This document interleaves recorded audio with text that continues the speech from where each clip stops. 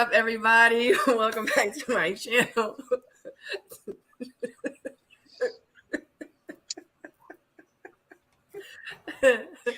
Tonight we are here discussing Ready to Love, and we're going to be talking about I don't know what we're going to be talking about.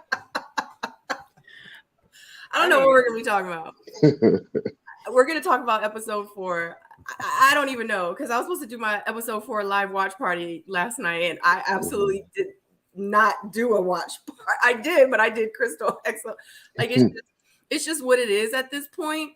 I feel so good about myself that I don't like have anxiety when I don't like follow like my, how some people they're planners, and if you plan to do it this way and that way, and if it doesn't go your way, you kind of get like anxiety, like, oh my God, it's not going the way that so it's, with this season with Dallas, it's just completely out of the box now. It's just what it is. It's just what it is. But we are going to attempt. We're going to attempt to talk about episode 4. And that's just what it is. And I'm going to go ahead and get started. Go around the room. Stacy B should be joining us very, very soon. J Dub will not be with us tonight, but you probably will catch him in the chat. I think he is actually already there. But we're going to go around the room. Please introduce yourselves. Let them know where they can find you on socials. And if you're working on any projects that you would like to share. Hey, it's me, your girl Jay, from another round. I am currently back doing different lives, reviews about Ready to Love. Of course, just my opinion, not all the time the full episode breakdown, but just my opinion on things I see. And yes, it's been a lot going on. So y'all can catch me over there, another round, IG _ JS, and on YouTube, excuse me, another round, one word. What's up, everybody? Tyrone from Ready to Love DC. You can catch me at Tyrosin21 everywhere. I was, doing reviews for the show, but I think I'm just going to stick to the panels for now. Kind of losing my motivation. Like, it's just kind of went in a different direction. And I just kind of lost my motivation to do the reviews. But I'm still, watching the show. I'm still seeing things. I'm still going to continue with the panels of just kind of working on some other projects when it comes to video editing and, my personal life and blogging and things of that nature. So actually catch me tomorrow night, same time. I'll have, so far we got PO, J Dub. We're going to have some mental health topics. So that should be fun. We're going to try to continue to do that every Wednesday night. So, thanks for the support, and let's keep it going. Yeah. Thank you guys for that. Okay. All right. So like we were talking backstage, and it was just so good backstage. I was like, we need to talk about this on camera. I was like, we can't keep talking about this behind the stage. It's a lot that's going on, guys. So shout out to you guys in the chat. I love you guys. Y'all always show up for us. I appreciate it. Thank you so very much. Make sure you click that like button for the support. And if you are new here, don't forget to subscribe. If you have not already, make sure you click that black notification bell. So every time I go live or put up a new upload, you will be the first to know. All right. So it's a lot going on. And I feel like that we should address it. I mean, it's Ready to Love. It's going on real time. I hate to say it. I watched this episode and I almost fell asleep because I'm tired. I had a long night and I worked all day. And I really was trying to get my notes together. I was trying to do what I had to do today when I got off work. And I literally was sitting there and I was on my bed and I started to nod. This episode just, I don't know. I just feel like right now, like with the castmates, social media is just pumping. It's just not, the episodes just wasn't. Yeah. So, but we're going to discuss it because I feel like we're going to kind of go through the episode really, really quickly. But I really do want to ask you guys' opinion on what's really going on, because it is a lot going on social media. With Kat and with Janelle and with Habibi. And I just got word about Red and his stories and the stuff that he's doing. And it's a lot. Okay. What do y'all want to? What y'all want to do? Y'all want to? Hey, you the host. Where we gonna start? I know, Sabrina, but where you want to start? but y'all are a part of this. You know, there's no I in team. There's no I in team, and y'all are part of my So team. I'll just say this, right? I think from the very first panel, my very first thoughts about the show was I feel like this season is going to be very entertaining, right? And they have not disappointed so far. It's a very entertaining show. Of course, we wish the best, for them all. Um, it just so happens that I don't know, it just seems to taking a turn for the worst, on a personal level outside of the show. And that's something that we never wanted to get to. You know what I mean? We try to preach love. I know they try to promote love and success for everyone, but it just seems like every now and again, there's issues with the family, and sometimes family fight and sometimes they don't. And this is just one of those times where, we got some family members that's not afraid to throw hands, that's not afraid to pull up, and the de-escalation is at a minimum.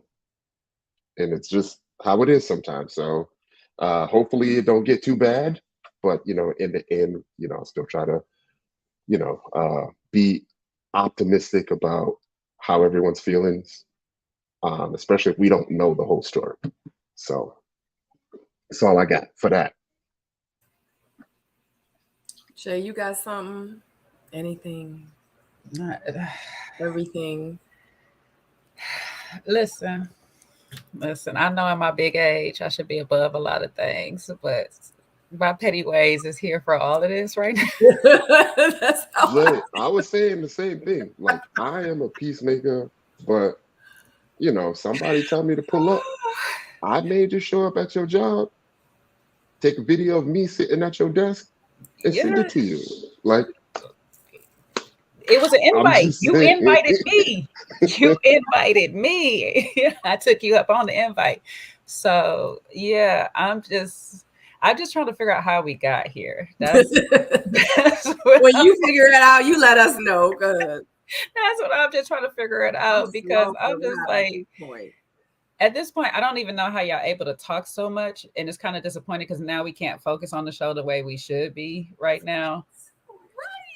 Because the way we do it, like the way we review it and stuff, is very beneficial to people out there. Because a lot of stuff that we do see is like what's happening in the real life dating world. It's great talking points for us, but this real life world that y'all got going on at IG and all this is becoming more of a distraction, and it's not really to me proving who you're not. It's proving what they edit you to be. Like you can get up here and say, I'm not this, I'm not this person, I'm not that person and stuff, but the way you're coming off in these lives is just showing you are what everybody else for or say majority of the people are already assuming you are. So I feel like some of y'all needed some better PRs. Y'all gonna be coming out telling y'all stories so soon. So I don't know. I'm trying to figure out like how are they getting like Tyrone, they were on us so hard on our season. Like it It's what is happening? Yeah, it seems like, they may have given them a little bit of a, what do you call it, some creative um, direction and maybe let them run with it in hopes of further promoting the show. I can Mm-hmm. see that happening. Um, but, there are things that people can infer about the show in the future of the episodes just by the way that you answer a question. Mm-hmm. And some people know how to ask the right question that a cast member may feel like it's okay to answer, not knowing that we can infer what's going on by the way that you answered it. Mm-hmm. When, it's probably a good idea to just not say anything and use your interviews as a chance to show the world, who you really are, as opposed Mm-hmm. to, constantly trying to explain yourself after every single, episode or after everything or after, something doesn't go your way, you know? Because if you have a good showing on the show, like you don't really say anything. But now that you get a bad look, now you have some explaining that you want to do. And I Yeah. get it, I get it. I've been there. There's a lot of people I wanted to cuss out, but you just got Right. you just gotta But let it go. but that's my thing a bit. It's like a hit dog will holler. So when you're guilty, you get up here and start confessing everything that we didn't need to know. You could just come up here, like you said, later on, wait till your time, give your interview, because the power that y'all don't realize y'all actually have is that in the post interviews, you have the power to tell your side of the story, your story, and that the way you tell that story depends how you sway the audience one way or direction. Mm-hmm. Mm-hmm. We watched Sabrina 2.0 do that. Like literally come up here. She was like one of not the fans' favorite in some areas in the stuff of the show. Get up here and she became the crowd's favorite. That's the power you have. Let the people form their opinion because yes, we at the end of the day, we know it's an edited show. We know that we're only getting parts of it. We don't need to be told that it's an edited show. We know. But from the editing, this is what you give them to Mm-hmm. play with. If you give them mean, they're going to pick up on it. Mm-hmm. If you give them nice and quiet, they ain't gonna have nothing, yes. But we're gonna just know you just quiet, you nice or whatever, and they work whatever you get. Whatever attitude that I give you right now, if you chop it up and edit it down, you can make it whatever you want. Yes. So I have to learn how to control myself, especially people that are fans of the show, because this whole season seems like everybody watched the show, knew what they come and signed up for, and none of them was ready for like looking for love. You send off the actual one person right now, I believe, that was looking for love, and probably was Brandon, but everybody else seemed to be playing, acting. I Yeah. took like for seriously, I really took y'all season as something true. I took the resort, like from the resort up until y'all season, it just felt like y'all was actually there for love. Even if you weren't, it sounds like the majority of y'all were there for love. Nowadays, it's just like we're here for TV. We're getting camera time, so let me play a role. Yep. And they definitely are playing that role because I'm still trying to figure out, like, with Habibi, like you said, Tyrone, like the interviews it's your time to like come through and shine and really show people like who you are. Habibi's interview with Crystal, I just saw more of his character. And it was so cringe to watch his interview. I'm like, this was your opportunity and your time to put yourself out there and to show people like, I am educated, I am smart, I am talented, I, do have this going on, and this is what I believe in, and these are the things. And I mean, in his experience on the show, and and the reason I did this and the reason I did that, and this is how I wanted to present myself, but they didn't show that side of me.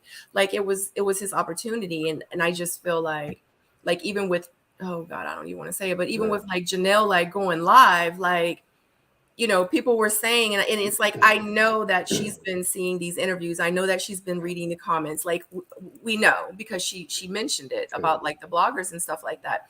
It's kind of like, but I mean, obviously she's not connected or in tune to, I guess, maybe what really is going on.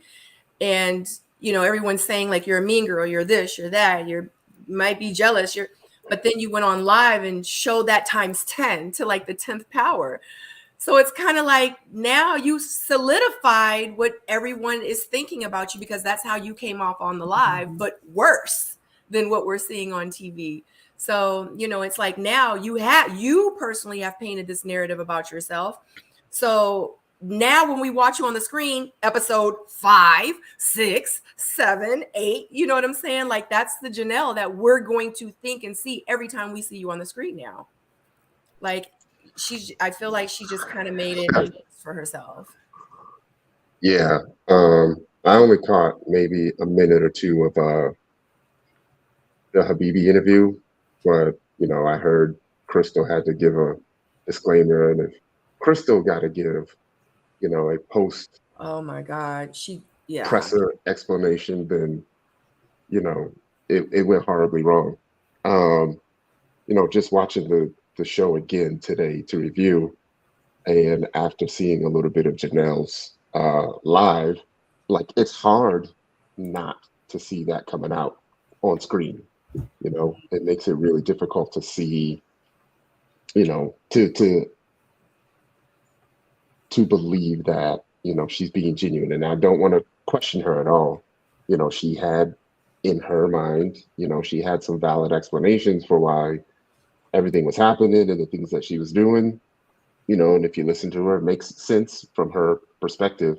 But, you know, that is not what a fan would want to see Right. from someone that, you know, that they're watching on the show that they want to root for. You know, it makes you not Exactly. want to root for you. Exactly. Exactly. And and like I said on my live last night, like everybody has their own journey. Like we don't know what's going on behind the scenes. It might be where we see it where she's coming off as a mean girl, but at the end of the day, we don't know what triggered her. Just like I said with Tequila, like we don't know what triggered her. We don't like we don't know. And it's three sides to the story. And at this point, I want to hear the third side. Like I'm trying to figure out like what was really going on.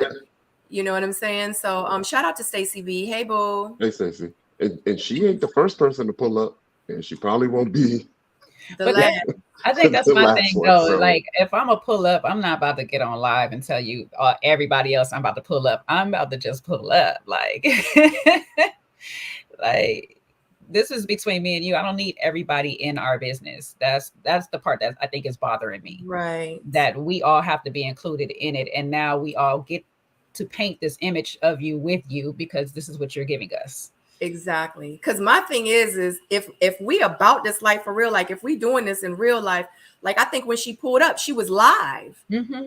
She was live when she pulled up and showed like the front of her building and all that. Like, I don't know. I don't know. I'm not about that life anymore. I'm not gonna pull up nowhere. I said it last night. The only place I'm pulling up is to go get something to eat. I'm pulling up. I'm like, I ain't pulling yeah, up. You got I it, boo. You definitely, got it. You know what I'm saying? I'm definitely not about to possibly record a crime either. You know, uh, yeah. Oh my God. Shout out to Aries. Hi, Aries. Thank you for Hey, joining. Aries, and Always whoever support. else, Thank you, anyone Aries. else in Love the you. chat. Love you, sis. Stacy, what you got on it? What you because everybody is waiting for Stacy B to say. Come on. Where's your notes? Where is your definitions, your calculations? Y'all, they ready to hear what Stacy got to You say. got some, you got some pull-up She got her statistics. pads and pens. Ready. We're gonna talk about episode 4, just to let you guys know it is 217 of you watching. Make sure you click that thumbs up, but we will discuss episode 4. I just kind of want to just touch on kind of what's going on, and we can even talk about it after, but we'll just play it by ear at that point. So Stacy, yes. Oh, child.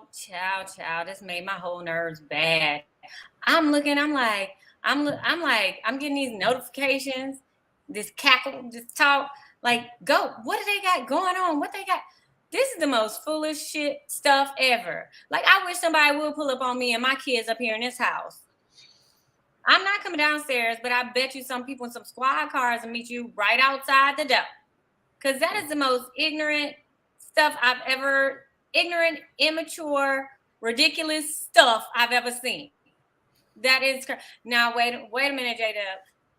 Now I will pull up if you messing with my kids, but over some man, some because after all that, Ty, I was like you. I went and rewatched today, and if you look when they were speaking on elimination, who's number one?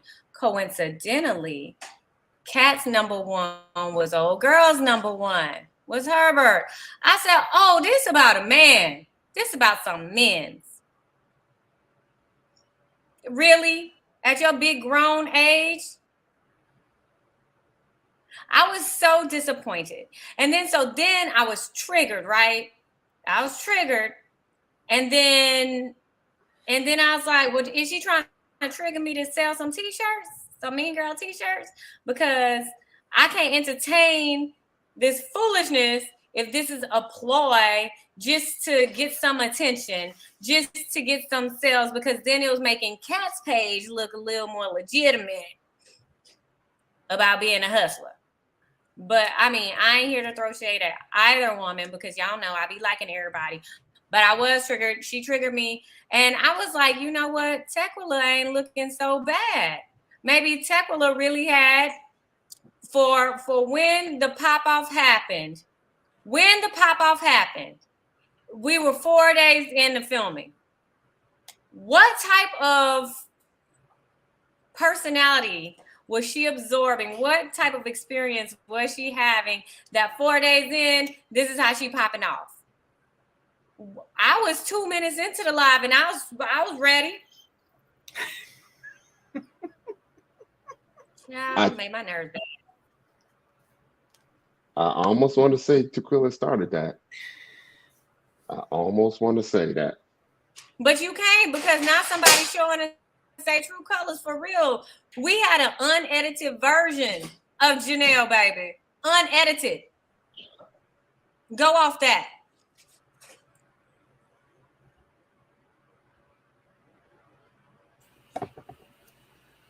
So how y'all feel about, because I'm seeing a lot of half and half. Like Kat was like, pull up. Janelle pulled up. A lot of people was like, at Janelle's big age, like, oh my God, she's in her 40s. And then some people are like, you tell somebody to pull up, you need to be expecting them to maybe pull up. Like, you know what I'm saying? Like, how are y'all feeling about it? Y'all let me know in the chat. Like, do you think she was wrong for pulling up when Kat was saying pull up? I mean, I just don't know. Like, I'm seeing a lot of, like, it's really half and half, like for real. So I don't know.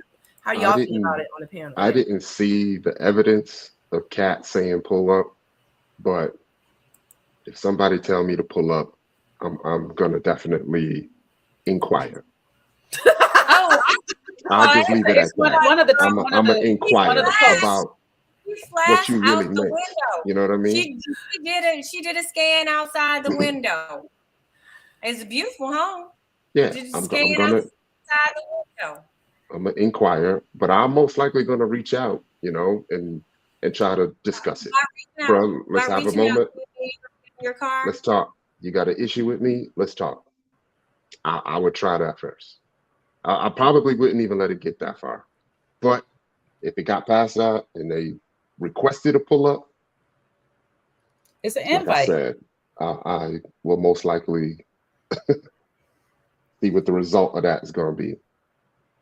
It's an invite, and I don't promote violence. So I'm going to say this like this. In the world that we live in right now, you taking a chance. That's all I'm going to say. If you accept that invite, you're taking a chance. Because if a person is just as about it that you pulling up is just about as waiting on you pulling up, you're taking a chance. So I know back in the day, I done did many pull-ups.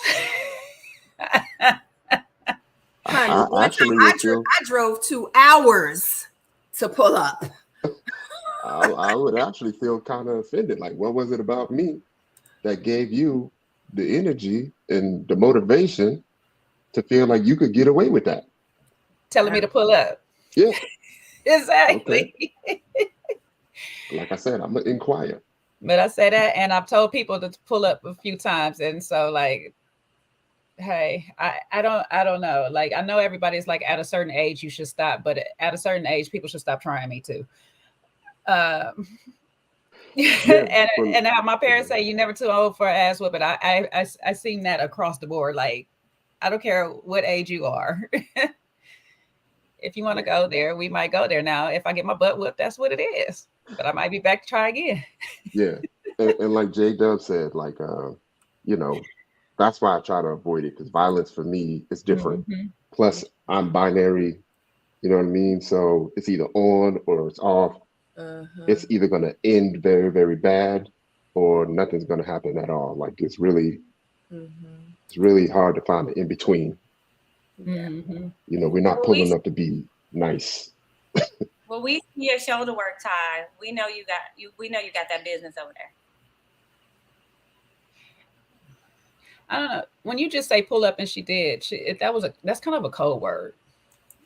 If you say let's talk, can we meet somewhere? I would take that more as we trying to work this out, Right. or something. But when you say pull up, it's the energy behind that. And if we've been going back and forth already for a period of time, and then you hit me with a pull up, like I'm already aggy. Why would you tell me pull up while I'm mad? Like that's. So, is there clear evidence of her saying pull Yes, up? it is. There's one of them. I'll see if I can send it to you, but there is one of them that actually says pull up. Yeah.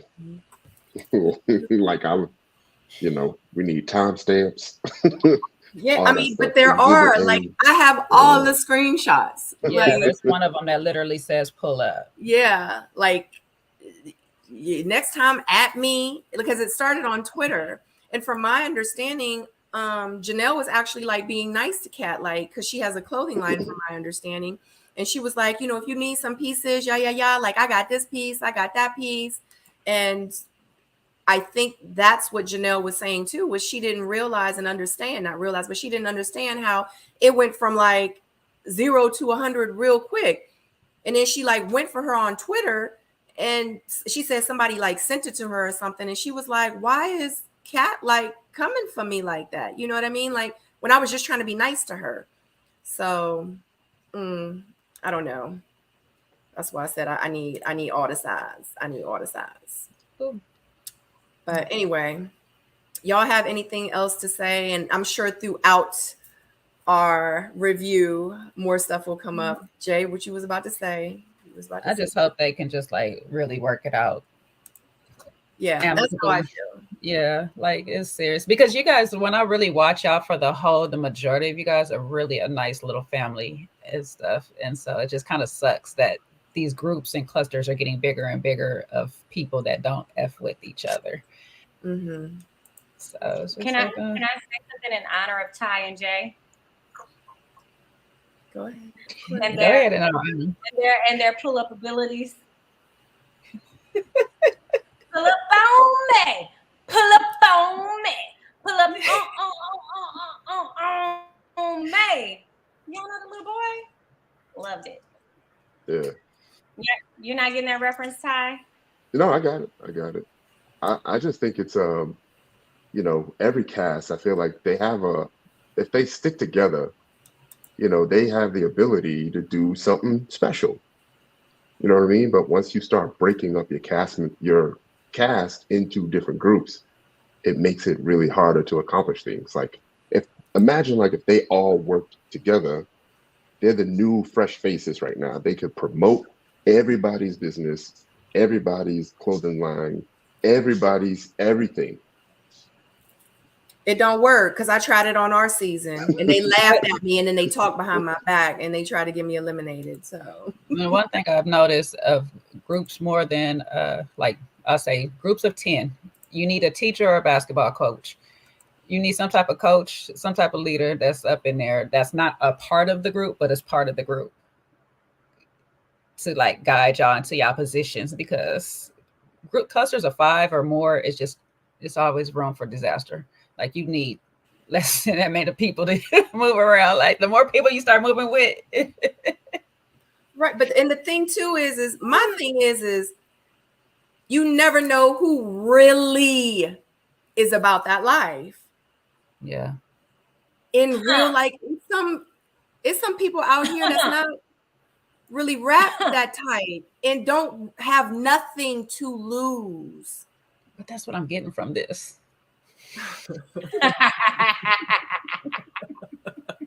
Caught it. You threw it. I caught it. I don't know. But you know what? You know what else is really dumb about this situation? Like, ain't we trying to get some good men, like some good Fortune 500, 850 men that got stuff to lose, not about to take that kind of risk on having a woman you can't ever bring nowhere.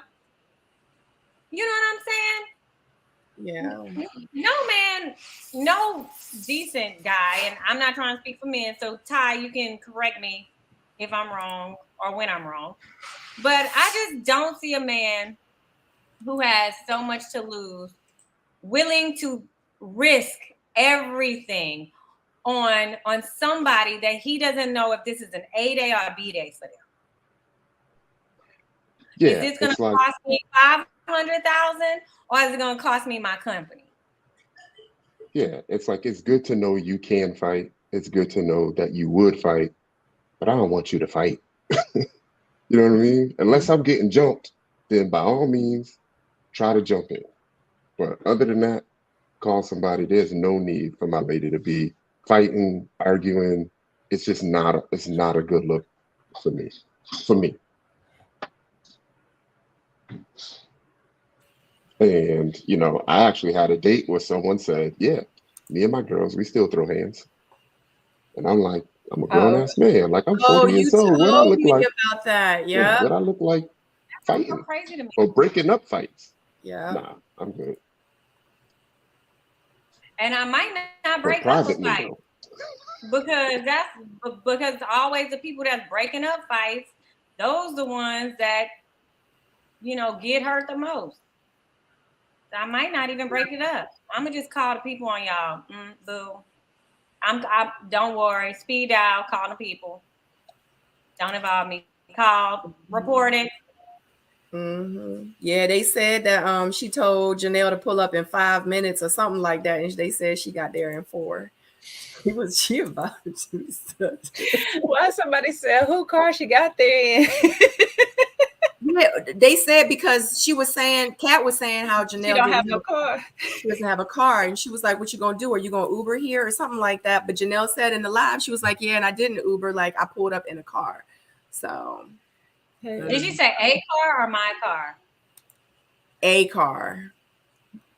She said a car, but still. So are we talking about like a car, a friend's car, or like a Lyft instead of an Uber?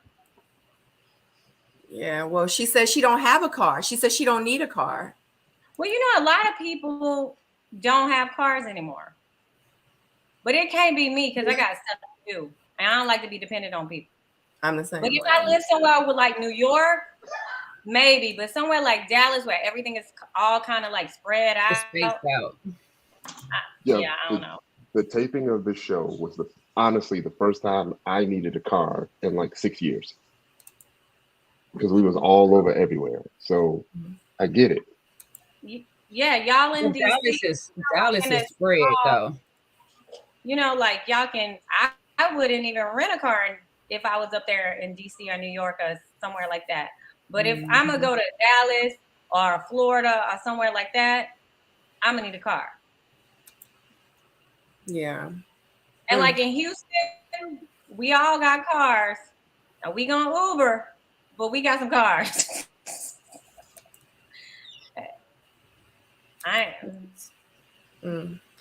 All right, so y'all ready to start talking about Aries? That's what I'm talking about. Like, was the drive 45 minutes to pull up? Even though you talking about going on dates, so like, I'm not about to spend my money, my gas, my energy, my time to play with somebody. I got too much stuff to do. My time is my money. Why am I gonna waste my money, my time, my energy, go and fulfill some dumb like request of yours? Facts, because I don't even like talking on the phone and wasting my time unless like it's like, and that's talking on the phone. So I'm damn, yeah, gas $3.95. Premium. I'm not premium, baby. Now, well, $4.26. I don't even want to talk about it no more. Gas is just really high right now. But anyway, let's just move forward because real quick, Tyrone, Robin want to know where the old girl who still throw hands, where is she from? Which one? Oh, no comment. No, like a state. No comment. Like, I want to know the area. I can't answer that. Look, Aries, and I keep a bat in my car too, so I don't know which one you'll get if you playing with me and my kids, me and my babies.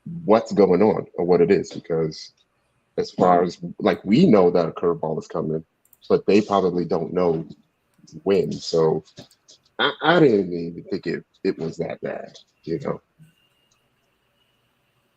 Mm.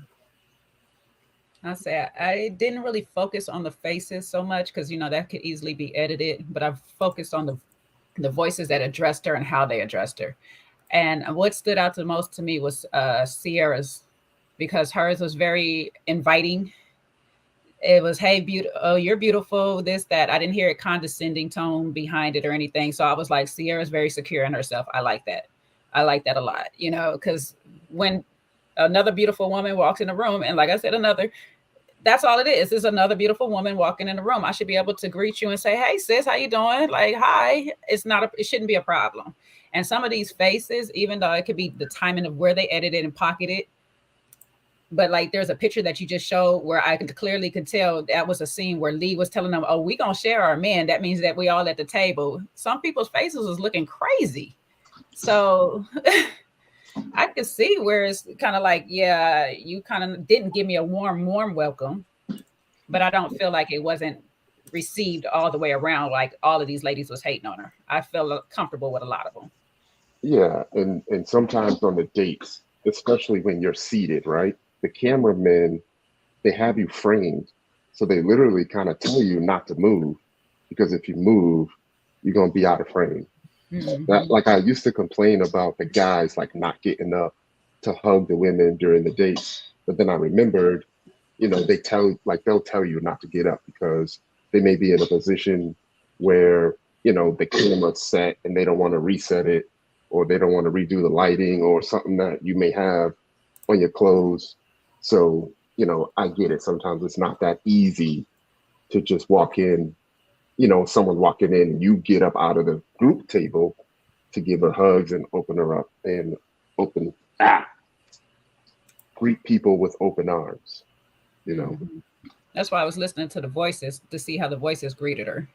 Because there's some voices that come in and be like, oh, hey, like, and then you got some, hey, how you doing, girl? Like, so the ones that were secure, even because like, even with Unique, like I know you come back and you give your confessionals a little later, so that can just be a more polite thing. But I was watching like different times that she was doing, and I'm like, okay, a couple of times she's fixing with her food. So yes, I'm probably not gonna have the best face while I'm focusing on my food either. So I didn't take her as having too much shade, even though she was making some faces in the moment that looked like a little bit of shade.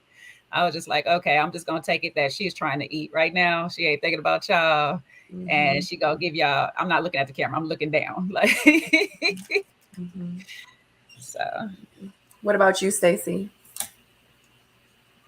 Well, I mean, I'm kind of like on the fence. I'm not sure because it was kind of like choppy. Like you can tell it's pretty edited. So I'm not sure if that's exactly how the ladies reacted to her coming in, or if that was like responses to something else, like other conversations, and then it was just placed. I guess I had to tap into my inner PO and say that.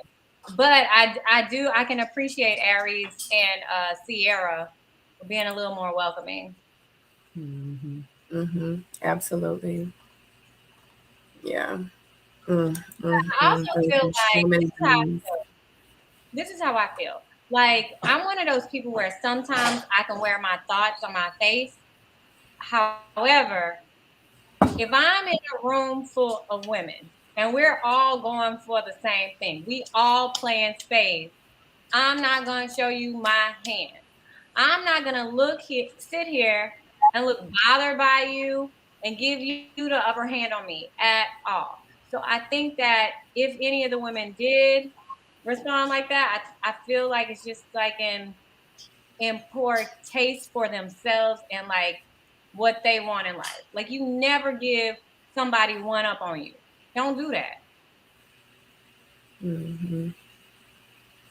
I think that's like self-doubt jumping into your body real quick when you have those moments, because it happens in sports and stuff. A competitor could walk in the room and you just feel their energy is something potentially better than yours. Some people either fold under that pressure, and some people is like, well, I'm gonna rise to this challenge, and that just shows who is rising and who is folding in the moment.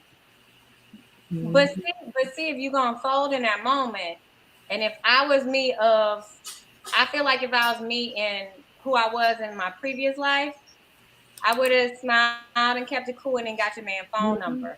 because you want to look crazy at me. So watch what I do. But this is not in my life or my body now, but I feel like it was in my previous life. I feel like I was real savage. And that's some savage stuff I do. Matter of fact, I'll go and meet him at Starbucks later since you want to look at me crazy. See, that's why I don't play them games like that. But Stacy is saved now. Amen. I don't know. Amen. Maybe in this life and in this body, I've never been that person. I'm me. But whatever my name was before and whoever that savage was, baby, play with it. Play with it and I'll take your man. Boom, I got your boyfriend. I got your I man. Boom, I got your boyfriend. play with it. Because they always trying to play with us. Play with it and see. Well, Shirley, this is Barbara. Well, Aries says that she has been delivered. Okay. She's been delivered. So she didn't have to give off that energy because she was delivered. Okay. Y'all see me. Less than highly flavored. Oh my God. Okay. Mm. All right, child. Lord have mercy. Moving forward. Moving forward, child. All right. So moving forward, we have Morier and Sierra. They have a date. And Maury says that he has never been married before. And child, he got something going on with him with his baby mama or something. Oh, okay. I'm sorry, guys. He has never been married before, and he has not found anyone that he wants to get down on his knees for. Yeah, I ain't never been married. I just ain't nobody ever made me feel like I want to get down on one knee and propose. I ain't got there yet. And Sierra like, well, you here now. Like, what else you need? My social security number. So Sierra says that she has been single for about 4 or 5 years, and that pretty much like she can get a man, but she can get a man when she need to eat. She said that she has been a hustler all her life, and Moria says that out of everybody, he feels the most comfortable and connected with Sierra. And go. Oh, well, I'm just respectfully waiting for you, Tyrone, because you was looking for a long time, like you want to go. No. Go ahead, ladies first. Stacy, you good, or you want me to go? Okay. Well, I'll say I overall enjoyed the date, especially first run through. But after watching a couple of times, I just felt like Morier was saying some of the things that he said already to Jessica, like in a roundabout way. It was about the same thing. He kind of was already feeling her. He telling everybody that she the one and that. So I was just like, okay, I gotta watch you. I gotta for sure watch you because you doing a little copy and paste. And yeah. But I love Sierra's energy through the whole day because even if she felt it too, she just kept it cool, had good conversation. They'll make good friends over time. That's what that'll definitely be. Mm-hmm. That's because that's what it's really giving off. Mm-hmm. It's giving off Corey 2.0. Is that what I heard y'all say? Say it again. It's giving Corey 2.0. Is that what I heard y'all say? In translation. In translation, yeah. Are you? It was definitely copy and paste. I miss it. You know what? I'm not that invested. I feel the same way. I also like like like when you hear like word doo doo. That's like that's what I felt like I heard because like if I'm correct, he has a child already, right? Mm-hmm. But then he's like, oh well, I want to have this image and get married, and I want to wait until I'm married and do this and that and the third. I'm like, but you already got a kid. Like, you can't wait until later to be who you need to be today. I don't know. Like, it was just like too many words for my day. That's right. Look at Hey You Seven Her. Word of Longoria. You right. Cause I would have lost me and my. I would have been like, huh? Mm. When in Rome say that Moria looks like a social studies teacher? I can't. Girl, a librarian. Go to the library. I can't. I I can't. He looked like Martin in that episode where they was playing New Jack City in a Halloween costume. I can't. I can't. Yes. Didn't Morier's baby mother post a TikTok saying that he was lying? Yes, she did. I mean, that story was a little, I'm gonna say it like this. That story was so chopped up. If you really listen to it, it was so heavily edited. So I was like, I think this is parts of a few different stories of relationships he's talking about. It's not just the baby mama. Because if you kind of really pay attention, it's really edited. And I was like, some parts don't even make sense. I wonder if I wrote that line down that didn't make sense. Hold on, let me see. Yeah, I was about to say, what did he lie about that she was saying? I think it's the way it was written. Some way it said all the way. Let me see. I think when you have the ability to edit what you want to edit and post, then there would be no need to waste energy on something that you don't feel that you want to put out. So, I would assume that she's saying the whole thing is a lie. Or Yeah, else she would have edited it out. Yeah, that's how I was feeling. So the story, how I have it written down, it went, I never found the one, or however he said that part. He said the last one was son's mother. She never closed the door on X, trying to raise a son up and needed love. Like, I was like, how did it get there? Like, seriously, how it was said, nothing was totally fluid as to one story. So I was like, maybe that's why she's feeling it's alive. Also, too, because if this is more than one person he's speaking about, or whatnot, unless she's talking about the never found the one and he proposed to her. I don't know about that part, but but I was like, or because I didn't make sense. I'm sorry. I'm not gonna keep saying what I was. Yeah, I'd be trying so hard not to see the personal stuff, but it just be, just be popping up in your feeds. It'd be throwing it in your face. You see the screenshots and stuff passed around. I'd be trying to just focus on the show. Yeah. Focus on what we're seeing. But it gets harder every day. It gets harder and harder. Every day and every season. Because it's hard for us to like review, and that's just what we do. We review the show. Like, I want to talk about the episode, but now we're talking about his baby mama on TikTok. Yeah. Like, how did we get here? But I'm gonna tell you. Okay, here's the thing. When you're trying to see who a guy was to his ex or what kind of father he is, and we're gonna just say, I'm gonna put it at a 90% of the time. If you see it, you will never see a happy baby mama dogging a good father. If you checking all the boxes that you're supposed to check, with the exception of, now if your baby mama still wants you to be knocking them boots, that's one thing. That's why I gave it 90%.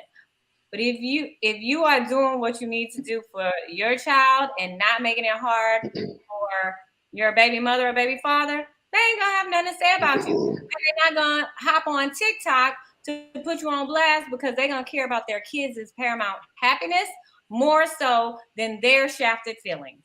I think it's incredibly tacky as well for her to be on TikTok. Well, I don't know because how he's saying it is how the story is edited, or how he's saying it is that she was still messing with her ex. So you can't just be telling me what I was doing. Yep. You can't be telling me what I was doing and me not be able to tell my story. And I'm not on contract not to be able to say anything. So don't lie on me. So I get her on that. I still don't think you should go on TikTok with all your business, but right. I understand her shaming her though. Yeah, I can understand him feeling the need to defend her, like her history. Like, you got me out here like I'm a cheater. Nah, sir. You know what I mean? But other than that, like I say, a happy baby mama, a happy baby, they're not going to be doing all that. And I know that where I'm at in my life, I want somebody that's as good of a father to their kids and treats their children's mother with respect to be a part of my life. Because I don't want your baby mama unhappy. So I need you to get her happy. I will say that part. I do pay attention to how people talk about their exes, though. So even baby mamas too. That's a person that's still in your life. So the way you talk about that person lets me know how y'all relationship is and how y'all treat each other and how you treat your child. Because you shouldn't talk bad about a child's father or mother in front of the child. And if that's what y'all own. Yeah. So what I was gonna say is, I liked Sierra's energy. I felt like she was at least open, to hearing everybody out, from Habibi to Herbert. From what I'm seeing, from what it's looking like, you know, even from day one, I felt like a lot of people were choosing really early. And because Sierra is kind of giving Maurier some play, and I'm sure, he's had the very first day, he's had the brunch, he's had a couple dates, you know what I mean? So he's kind of looking around, checking his stock, and what's going on, MC? I don't stop in my tracks. Hold up, you got me next to this beautiful lady. pass it on, sister. Pass on the glove. I really wasn't trying to come on here, to be honest with y'all. Oh, I love you. Thank you. I was like, I need to save it to the end. I'll be in the chat trying to be respectful because I'm like, I ain't trying to get into it, but we ain't gonna let you do that. We love how classy you are, so we gonna keep you clean. Yeah, that's right. We would never set you up for failure. Yeah, thank you. We already know how it go. We know. I know. Exactly. Wait, hold on. I also want to introduce Kool-Aid Smile. Kool-Aid Smile has entered the building right on Tyrone's face. He could look at. I'm looking around like where. Kool-Aid No, Man. I said it. I don't lost my train of thought and everything. I don't stopped in my tracks. Okay, I'm good. Let's get it back together. I'm good. Those shoulders are shouldering Tyrone. Yeah, well, yeah. This the only look. Yeah, like this is the only kind of pulling up I'm doing. Baby, did it take you 45 minutes to get here? I noticed you got here late. Did you ride to this show via Uber or Lyft, or did you use your own car to come with us here on? You know what? Sabrina Seoul tonight. Me and the boys just landed back from DC. We were in DC this weekend. I saw Kojo and Sean and Phil when the first night that I got there. So, yeah, I missed it. I was supposed to be there. I actually just messaged Kojo. I was like, I completely forgot. I didn't know they were there. Me and the boys were going because it's their birthday. They're Leos, both of them. Okay, happy birthday, son. Happy birthday. Happy birthday, Leo. Happy birthday, nephew. Yes, we just did a little sightseeing, did the African American Museum and all that kind of stuff. And then I saw that when I was on Instagram, I'm like, wait, y'all are here? Hold up. I just pulled up. I pulled up. Right. But yeah. That's the good pull-ups, though. Yes. Yeah. Pull up the food, pull up the drinks, pull up the party. So I mean, because you already know. I mean, we know that you can't talk much, but how are you feeling about what you're seeing on TV thus far? On TV, I feel like, it's a lot of editing as far as cutting out things. I do feel like you're getting a good gist of who people are, although there are things like, you got 14 hours and you get 40 minutes. So I think the things that they've kind of put in there are just enough to give y'all a good feel, because I just been listening to see how accurate, because I'm a fan of the show. I feel like I try to analyze, the people too, right? So I'm like, oh no, that person ain't lying, like I'm the same way, right?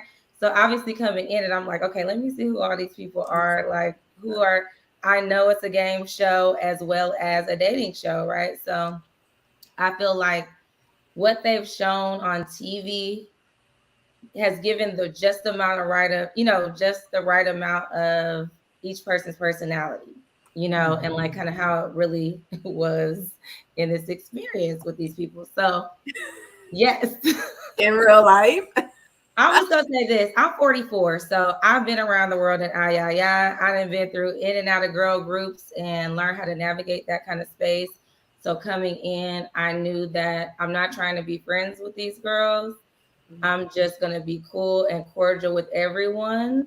Even with whatever beefs are going on, I don't take sides. I'm very like neutral. That was my thing with the ladies because I really don't care. I'm here to see what these dudes talking about, right? So I was very focused on my connections. I was very I didn't even talk to my connections about my other connections. I didn't talk about no dates. I don't care. I'm not asking you no questions about what your dates were, who you were. I don't care. All I'm talking about is what we talking about. What we talking about right now. So that was literally my whole focus, almost to the point where not even almost, but literally, I had castmates that were kind of feeling a way about me, feeling like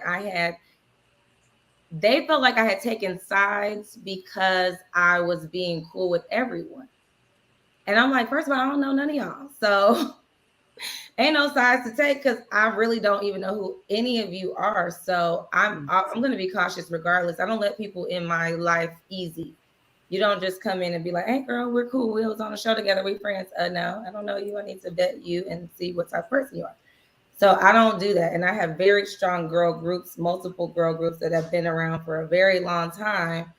So I'm very particular about the type of, like, I look at that kind of stuff. So navigating the women, you gotta be you gotta be a professional. Yeah. As y'all can see this week, you got to be a professional to navigate a space like that. And I didn't have no drama, so that's all I got to say about that. I didn't have no drama. So one of our chat members, shout out to Win and Rome, wanted to know, did you go to the dungeon?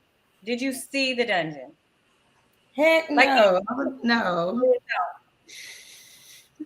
I ain't trying to see nobody dungeon. I'm not trying to know. But and the thing was, look, I talked to all the guys. Like I was cool with everybody.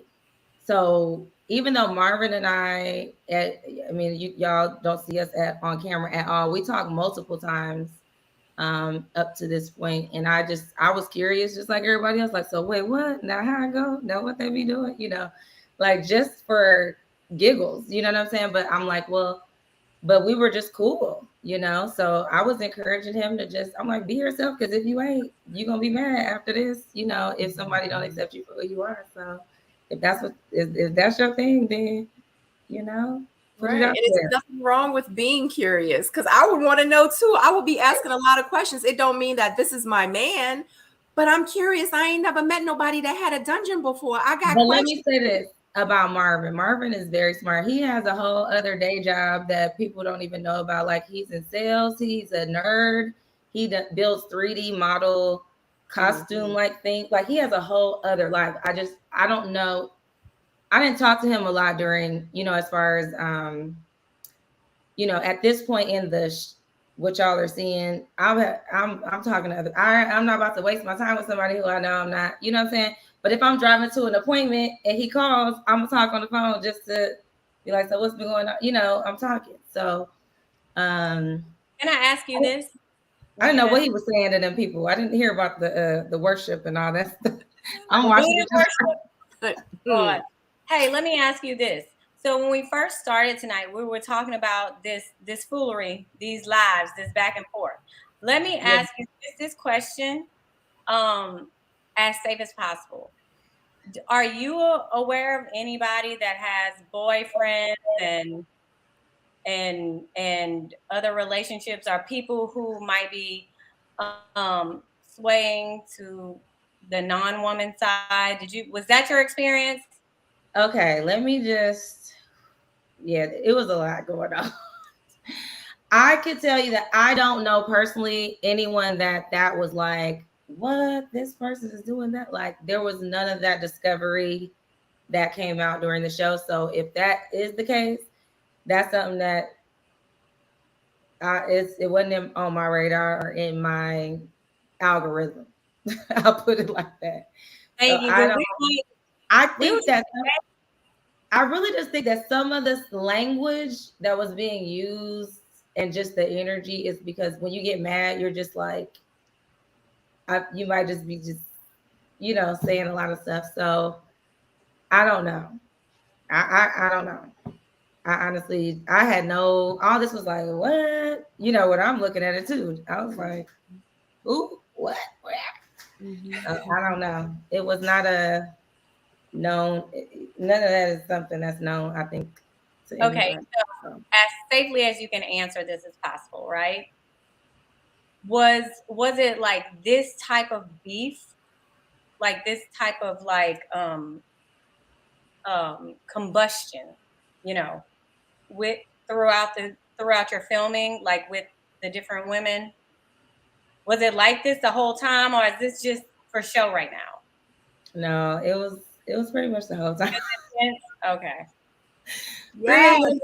That's all I can say. Look, it was pretty much the whole time, and from the beginning, like from day one. Like I'll say maybe, as far as I know, I'm gonna say not day one, but the lounge that y'all saw, that was the first time all the girls had been together.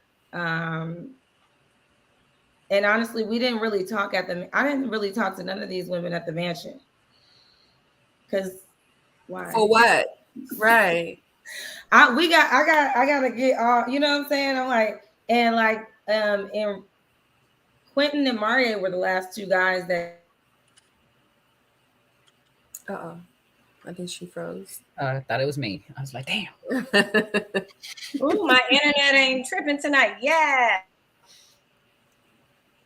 Dang it. Look at God. Look at God trying to tell. Oh, jeez. God, not now. That's not God. That's the internet. It's just the internet. God don't want the internet. Xfinity do. Okay. Don't blame it on God. She'll be back. She'll be back. So everybody, just to let you know, Aries, I think it was Jay put up Aries's Instagram. Yeah, So definitely follow her on Instagram, and you see on the screen, Crystal Lynette. Shout out to Crystal Lynette. She is one of the panelists. She's not on with us tonight, but she is, and she also has her own YouTube channel. But she did put up Aries's podcast on YouTube. It is called Bold Black Girls. So definitely. Okay, we're gonna get rid of this one. Yep. So Okay. So let me do that. So definitely check out Bold Black Girls on YouTube, and make sure you follow her on YouTube as well. And yeah, but what were you saying? Yeah, because you were saying something. I was just like, I really wasn't trying to connect with the women. I was being like, if I see you and you're sitting there at the same time as me, I'm gonna speak, but like I wasn't like doing that. And I'll say that Tequila was the only person that actually asked for my phone number that day. As far as the women, and then like the next day she called me, but we really didn't talk no more after that. Like she called me that next morning, and then that was pretty much it until the reunion, so but she did get my number. Like I just wasn't caring. Aries, I have a question since you brought up the reunion. Yeah. Did you get to see a lot of growth in the castmates?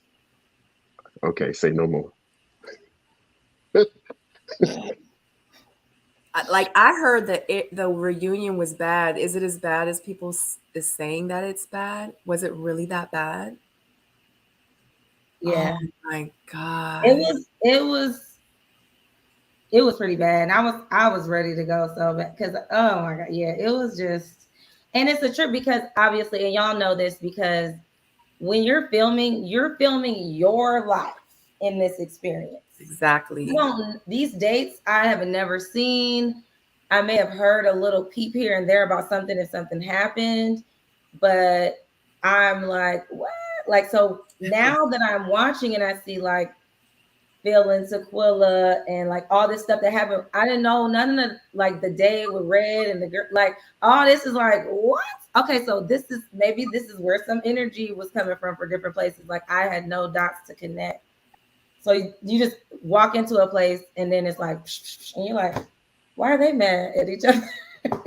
Like, I don't even know what's going on. So I think I was neutral enough to where I talked to everybody, but I also wasn't like talking about everything, you know, with everyone, because I was protecting my stuff too. I'm not sharing with, I'm not sharing with these ladies what I got going on, and I'm not asking them about theirs either. Aries.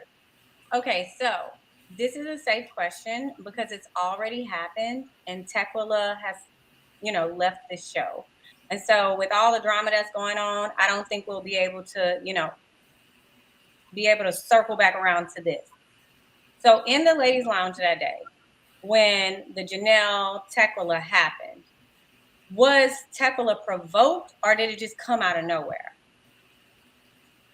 I'll say this.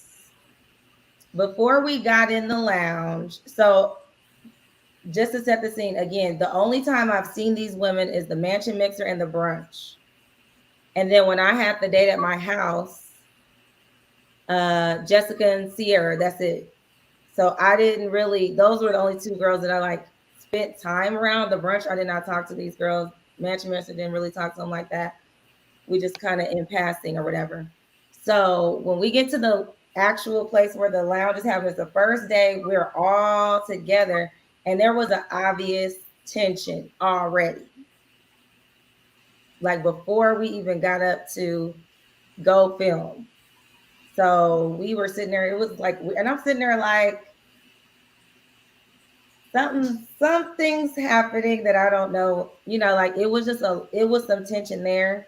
And clearly based on some of the conversations that's happening online and all that right now, there were conversations that happened before this and all that kind of stuff. So I just was like, child, I was in La La Land clearly, but yeah, it was a lot going on. I will say that there was tension. So that tension just kept building. And there was a lot of little jabs going back and forth for a while. So what y'all saw was like, it was a lot of it was a bunch of daggers before that. So it just kind of just swelled up and exploded. And it was a 5-hour lounge. That was not that little bit of time. It was like that for a minute. Like that separation lasted for a very long time. I heard it was like that for a while. I was just drinking wine. I was really like drunk because I was like, if I just sit here, then I'm gonna be quiet. I'm gonna just sit here and drink. And drink my drink. Drink my drink and mind my business. So from what we've seen so far in the show, has everybody as a whole, just think of everybody as a whole, showed up so far as the way you experienced them?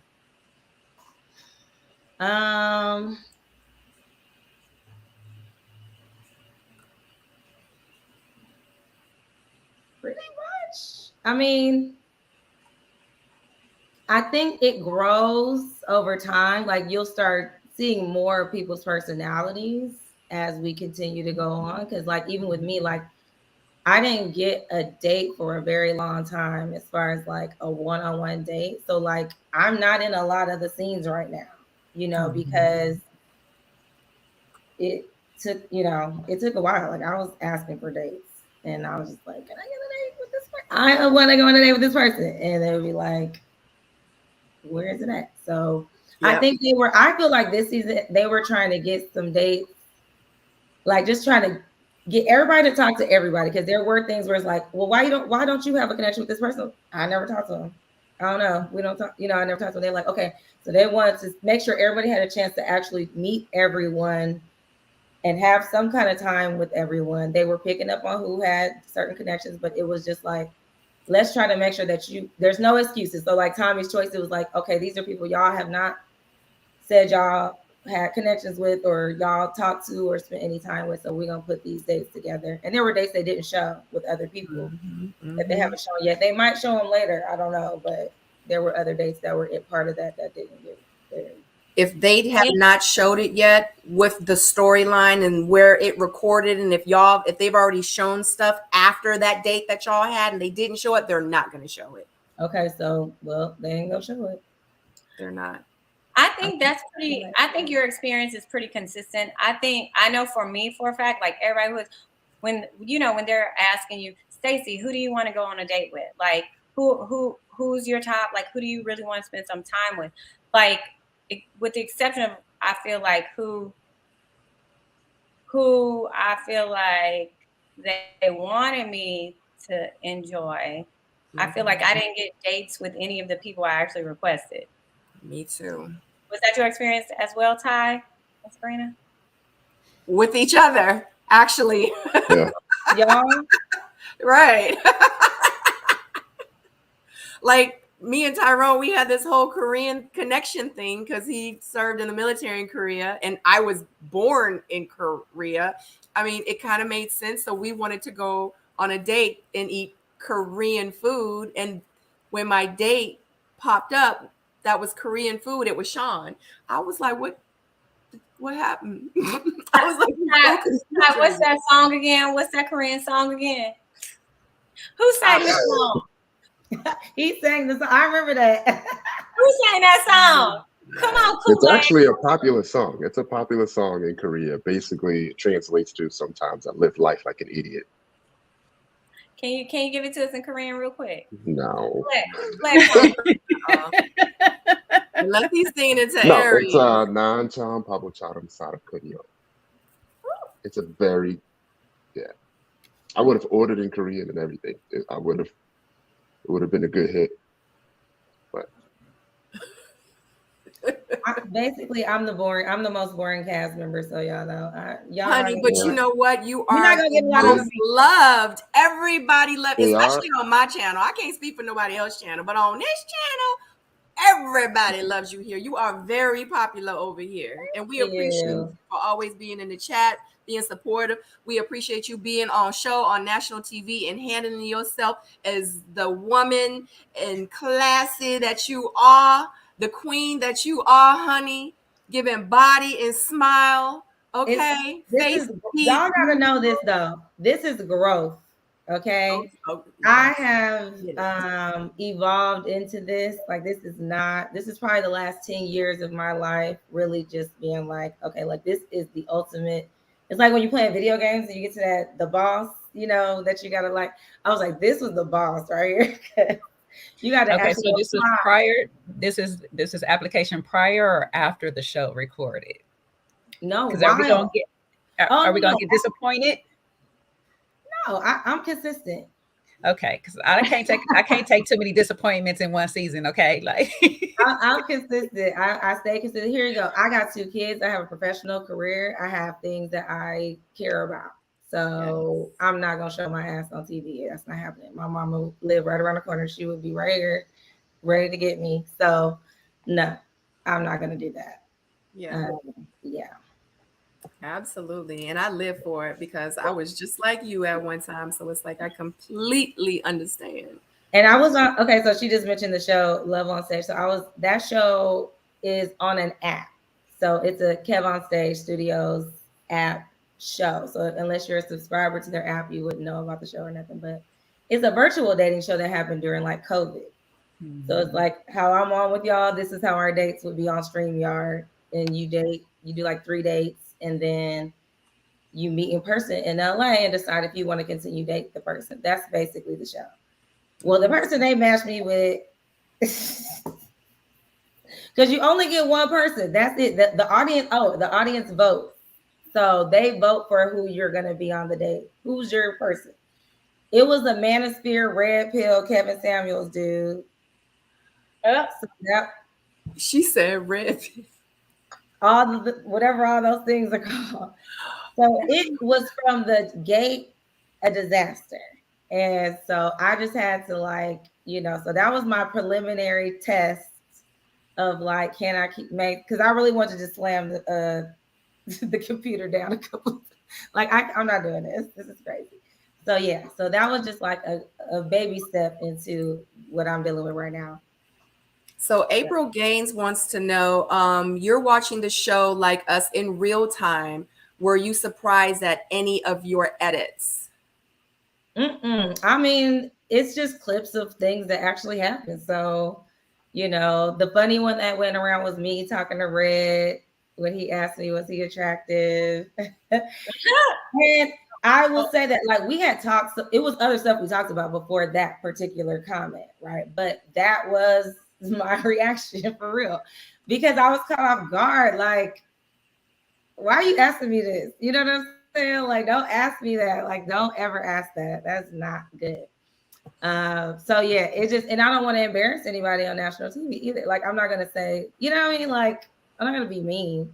So it was kind of like I just had to laugh it off, and he laughed, and we just laughed it off, and it was over. I'm glad you brought up Red, because I'm curious to know, like, the edits for him right now is I'm the man in Dallas, right? So were you one of the ones that had him. heard? Have you heard? But did you hear of him? His name, his shows, him DJing. This what I was gonna say, just to be safe, because I ain't trying to get dragged on the internet. But I did not know who were. I know a lot of, me and him actually have a lot of the same mutual friends as far as like the promoters and people who, that same scene. Like, I pretty much know the same people, but I had never heard of Red a day in my life before this show. But the people that I know him through that, so they knew him and stuff, but I was just like, I had never known him. So kind of like, I mean, I don't know who you are. I don't think anybody knew. So he's the king. You should. But he says that. That is his line. Like, that is his line. I'm like, hey, if you don't think you're the king, who else knows? Nobody else gonna think you're the king.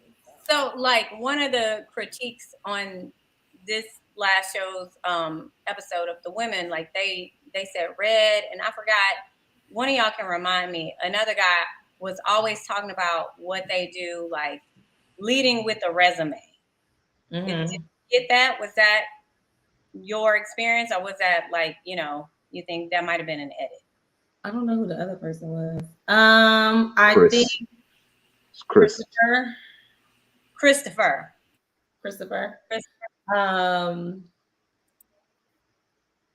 I mean, those are people's experience. That's what people were saying that, was happening. I think that when there's a point where, you're about to get voted, the girls are going to vote today. Everybody about to be throwing their resume out there like, so yeah, I'm a good person and this and that, they don't want to go home. So, yeah, that's okay. How they was. These folks are really like this. This is real. This part is real. But that makes me think, like, is the dating scene in Dallas about who can provide? Do you think that's like a big experience? Like, a lot of women in Dallas go for who can do what for me now? Do you think that's why they leave with their resume? Like, what?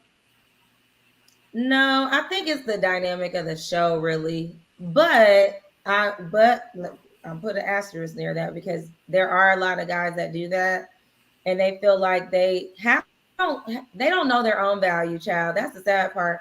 I've had so many beautiful Black men who are making not just six figures. We're talking about like $400,000, $500,000 a year. Beautiful, tall, like, just got all the things that every man wish they could have if they didn't have it, and insecure, and just wanting like affirmation, and needed someone to tell them that they're, like, they're really just not feeling that they are valuable like that. That's really the biggest thing I encounter. I just be like, what a waste. Like, it's like a waste, because you're like, this is what all women would want in a guy, but because you don't look at yourself that way, now that's a relationship that won't happen, because it just doesn't work out. So yeah, that's what I've been experiencing, at least. How did you feel like when you showed up at the mansion and you saw the 9 men that were there? How did you feel like when you first walked in? Were you like, I'm gonna have to step outside of my normal element. I'm gonna have to think outside the box. I'm gonna have to really be open minded, or where you like, I don't know which way I'm gonna go first. Look, I'm very picky. So going in, I was like, let me start with that. I just need flirtable men. Can I flirt? Let's start. Give me baby steps. So that's all that was my expectation at that point, because I really feel like my man ain't about to be on here. Like, they're not gonna, I just feel like the type of dude that I would like would not apply to a show like this, like, or he would not want to be on TV, or would not want to, like this. So I'm like, I don't know. But then I start being like, I'm gonna be open-minded. Let me just go in clear, and let's just look for somebody we can flirt with, and we'll start from there. So that was kind of the my mind frame going in. And I was the fourth person to come in. So Phil and Chris were the first two dudes that I met. So, and I was like, oh, and I already knew Chris. Really? Yeah. How did you know him? So we both were part of a run club years. I've been knowing him probably since 2014, but knew of him more than know him. Like, right. We got a lot of mutual friends. So when I would see him, I'd be like, he's so cute. And we would just flirt, and I'd see, just smile and giggle and do all that stuff. But it never was like nothing, it just kind of was in passing. And when we would be somewhere at the same place. So when I saw him, I was like, yes, somebody I could flirt with. I know I could flirt with him, and then honestly, I got to know him more during this process, because we had to talk a lot. Like, we had never really talked. So I got to know a lot more about him as a person. So, how tall is he? He's probably about 5'10" or 11. 5. Oh, like 5'10" or 11. Now, Katarina is 6 feet tall. So just so y'all know, and she wears heels. So she's 6 feet without heels. She's 6 feet without heels. Wow. So she like my height. So she definitely, if she puts some 3-inch heels on, she's gonna be taller than most of the guys. Right. And Maria is not short. Really? She's like 5'11". That's not short. That's not short. Short. That's like average. Y'all are tough. Y'all are tough. 5'11" is not short. 5'11" is short. But I'm 5'7", so that's not short to me. I'm 5'3", and I want my kids looking down at you. Y'all need to stick to the guys that y'all that's why they're here. Y'all nobody of my height that can't even pick me up, girl. Yeah, 5'11" is not short to me. I would say anything under 5'9" would be considered short to me. 5'9" and below. 5'9", I could, See, I'm 5'10". I can't do 5'11". I don't want to be like right here with you. I want to be like, hey, but I can see that with you. And I love to wear heels. Herbert and Quentin are the tallest guys. And how tall are they? I want to say Quentin. I mean, if I think about on the show when I hugged him, I was like this. That's a good height. I like that height. You're like 6'2", 6'3". Yes, that's a great height. Yeah. Jay, you on mute. I can't hear you, girl. I can't hear you. That's a good height. I said, did you get an opportunity to talk to Brandon? I did. I talked to Brandon for a long time. I talked to Brandon for a bunch of times that day. Are you? Oh, I'm sorry. Go ahead. I'm sorry, Jay. I was gonna say, what was your thoughts on him and his situation? I was mad that he got voted off. I'm like, Brandon. That's what I'm saying. I've been saying that from the beginning. I'm like, why? It's wrong. And it wasn't until you, Sabrina, had put you had the screenshots of that episode, and I said, damn, let me tell you.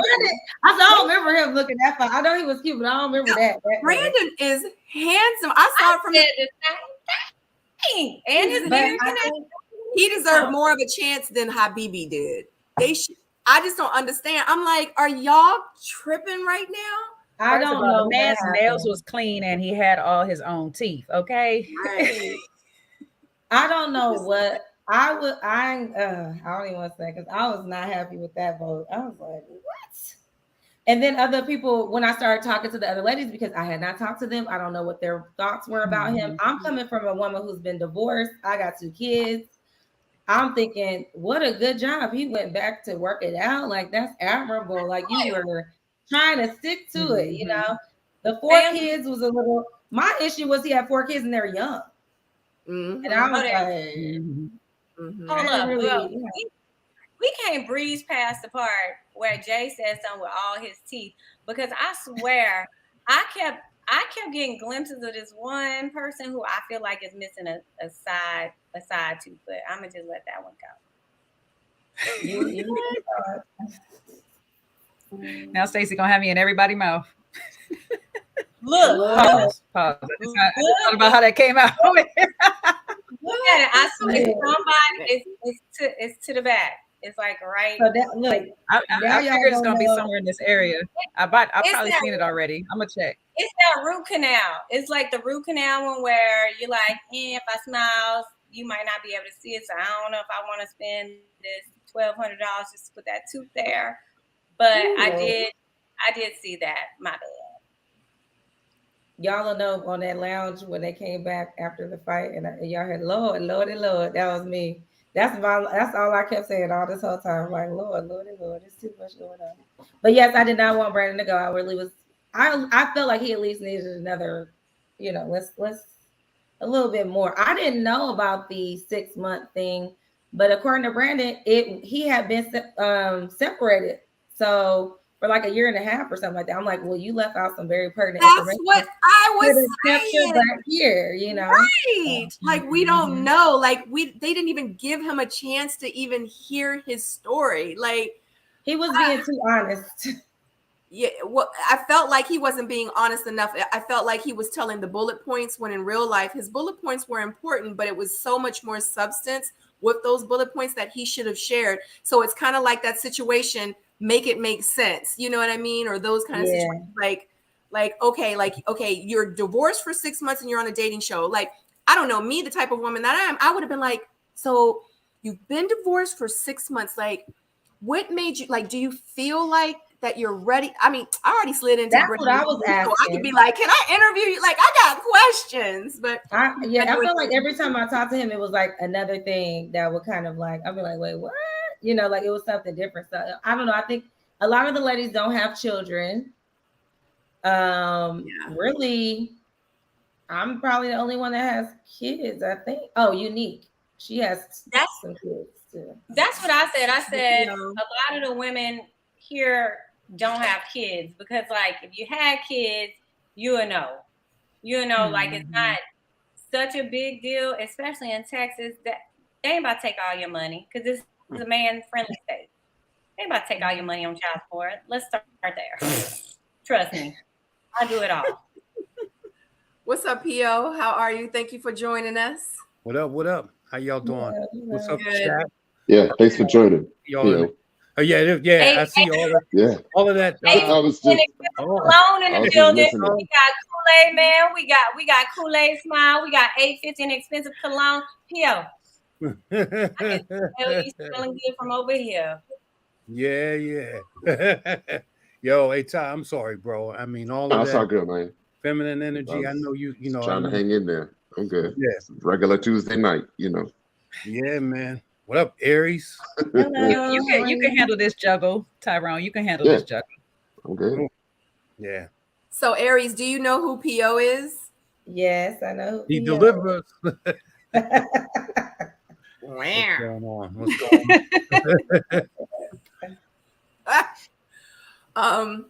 P.O., do you have anything for Aries? I know you just joined. We've been like talking to Aries. We've just been shooting. Aries, I'm gonna tell you right now, your season, they making it so hood. I'm like, man. I'm just saying, that, and realistically, the street version is kind of dope. I'm rocking with the street version of Ready to Love this season. The street version is the hood classic. You know what? You didn't say hood. You said good. Did you say hood or good? Hood. With an H. I'm like, yo, they over there killing this stuff. I feel like, the way that it is going down, they really should be getting some of this extra footage, like bonus stuff, like after the fact. That we're always mic'd until we get ready to leave. I feel like there's some of this stuff that could be cleared up real quick. Right, with right, the right, right. audio, even if it's no camera. We was, y'all, we had our Well, little code to remind people, like, yeah, don't say everything, because I always felt like as soon as they put that on me, right. I know somebody listening. I don't care. Like, I'm You always see, thinking somebody listening to me. So and one of the things that, and I'll tell you this. I mean, I'm sorry I didn't get a chance to talk to y'all before you started this process, but I say this to anybody that ever thinks about, joining. When they used to come out with that microphone for me, I would be like, "You're not gonna put that on me until I'm walking through the door." I Period. got like that, PO. So first Yeah, I was like, okay, da-da. But then I'm like, it was parts where I'm sitting in the car and I'm like, I want to talk on the phone. I want to do stuff. Like, I right. don't And want that's what they waiting for you to do that. I'm like, listen, to. man, because when I first got in and they did that, I was like, yo, can I turn this shit off? I gotta go in the bathroom and pee. They're like, nah, this is where we catch our best conversations. I was like, message received. And that from that point on, I was like, I'm you guys, like, I don't want a mic on me until it's go time. When it's go Yeah, time, it is what it is. And then they came up. I think if they probably told you in the classroom meeting beforehand, if you turn the mics off or you hurt the mics, you're gonna be responsible for the bill. yeah. And so I mean, if you look at it, it's just one button. You push it, and it turns off. The light is green Yeah, or it's off. right. Exactly. Hey, So Aries, that part. I have another But question. but I have a Aries, hold question. on. Yeah, Oh, hold on, sorry, because Pia. Go ahead. I know you got everything. I just want to get this last thing off. Has anybody from your season so far? Because I'm hearing in the streets. I'm asking. What the streets Has talking about. anybody from your season got thugged out after 9:30? Wow. Not that I know of, but I Okay. don't know everything clearly. Okay. I just Uh, need to get that off because I heard something, but I was like, well, maybe I have to really get some iteration from this or whatever. Okay. At the end of the season, I have to come back on and we have to debrief from everything, because I feel like I'm gonna discover things, like I was saying. I didn't see everybody's dates. I didn't even know Unique and Marvin, the preview that had them. I'm like, they kissed. I didn't know. Like, so it's a lot of stuff that is gonna be new to me regardless, because I was trying not to be in the business. mhm. Do you feel Um, like you achieved that now that filming is over? Like, do you feel like that happened for you? Yep. Good I for you. stuck to my plan the whole time. And like I said, afterward, I mean, there were certain people who were acting kind of funny toward me or whatever. And I was like, what's up? Like, what's the problem? And they were like, I feel like you play both sides. And I'm like, side, what's both sides? Like, sides of Right. what? Like, I'm I me. see inside of I'm me. being, There you go. I don't have allegiances or nothing to nobody here, Exactly. If anything, Herbert, I knew him longer than everybody. I've been knowing Herbert for years. We worked together on some nonprofit stuff. Like, of all people, I probably would have, he would be the only person that I felt I would have any kind of loyalty to. And then even, my association with Chris before the show. So like, those are the only people I knew for real and got mutual people that we love the same, So other than that, I don't know any of y'all. So I'm like, no, I'm being Facts. Like, you cool. don't owe no loyalties to none of them. That's And just I'm not going over here and being like talking crazy about you to this person or or whatever. Like, there was none of that going on. It was just pure cordial, whatever. exactly. At the beginning, we kind of touched on some things when you weren't here. So I do have a question for the people, from the people. Okay. So at the beginning, when we first started tonight, we were talking about some of the foolery out there in Beyonce's internet. Yeah. And Marie's baby mama, no disrespect by saying baby mama, but y'all know. She had a lot to say about who he really is. Was that your experience on the show? Like, did you have contrasting views so But far? what did she really say though? She didn't say nothing. That's all we needed to know. She didn't say anything. She just said it was just a caption on a TikTok. She didn't even say anything about Nothing. It wasn't no tea. Nothing. She was eating cereal with a bonnet on. That was it. That was it. So that was it. I mean, yeah. So a modern elder wants to know, can Aries talk about the rumor about Quentin only dating white women? I know that, like I said, I don't know Quentin. I didn't know him before the show. I know none of that. When we got in the lounge, that was the very first time that had been said. And we were like what? You know? So it was, he has said repeatedly, he loves Black women. He has never dated a white woman before. So, but people said that he, you know, they have their own conversations that they said they've had with him where he said that he has preferences and all that stuff. I don't know nothing, you know, I'm like, it's a Black show. He on here right now. So clearly he's willing to date Black women for Ready Love. So that's all I can go off of. I don't know his past and stuff. So, and I don't think there's anything that came out since that said otherwise. So I don't know.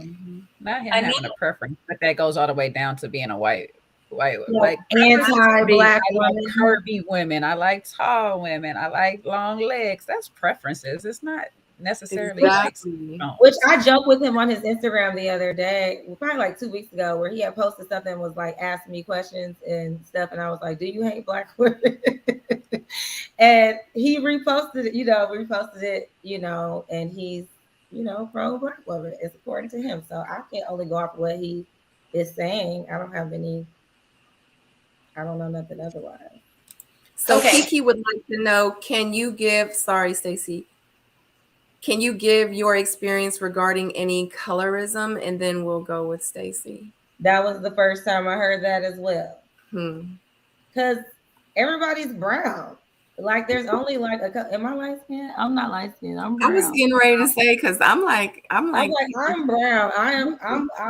So I don't know. I'm like a caramel smooth. I just want y'all to know. There was no, I will say this, as far as production and all that kind of stuff, I didn't, to say that on a Black show there was colorism. How do you see it? Like, I don't even know how that, unless you just be like, oh, all the light-skinned girls are together and they're letting them do what? Eat a sandwich more than we eat? I mean, what are they getting? You know, so I don't even know. There was nothing that I saw that said colorism, because even production, we're all Black. So right. You know what I mean? So it's like, and beautiful. The showrunners, you know, like, I mean, everybody. So I didn't get that. I just want y'all to know that this Houston sun has my melanin activated, and I'm officially a mocha caramel boo. My melanin is activated. No, she put some extra chocolate on it. Extra chocolate. Aries. So, okay. I'm trying to tap dance, right? Gently. So, okay. So one of the things that we were also discussing is that Habibi, he just like bombed an interview with Crystal. I did that. I did watch that. Is the same guy that you saw? Yes. Oh, damn. And I think what I will say is he has a lot of sides to himself.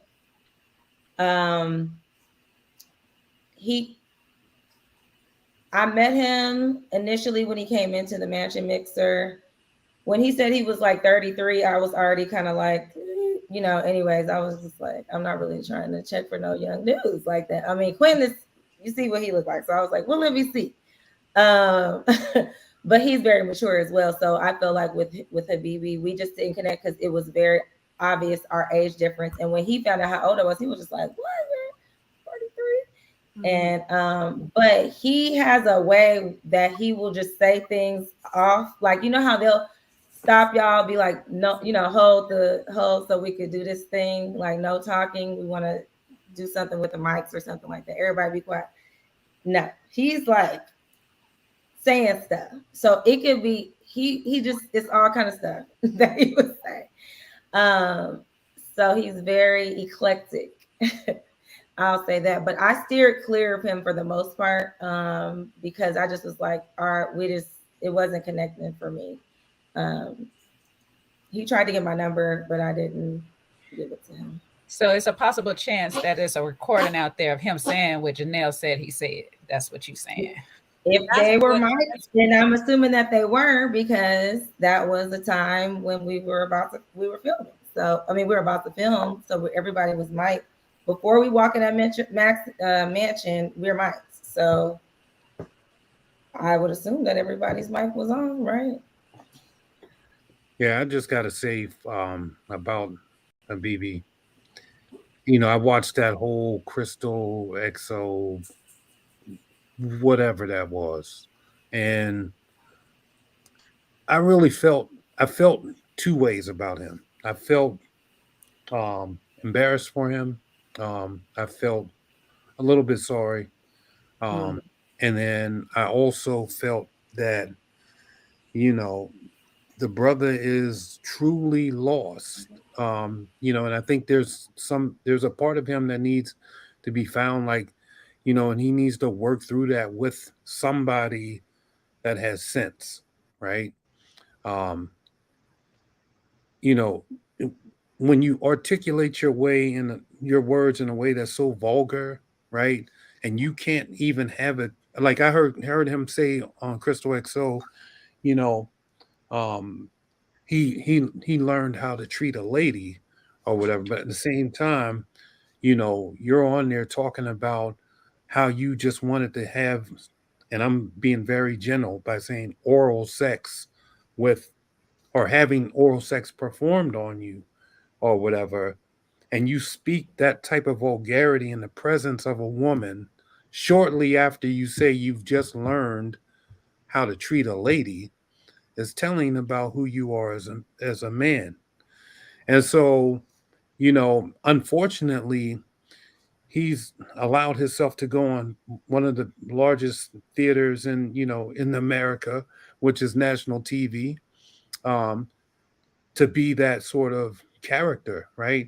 And takes pride in being, that person, only to, realize one day it's going to tear him all the way down.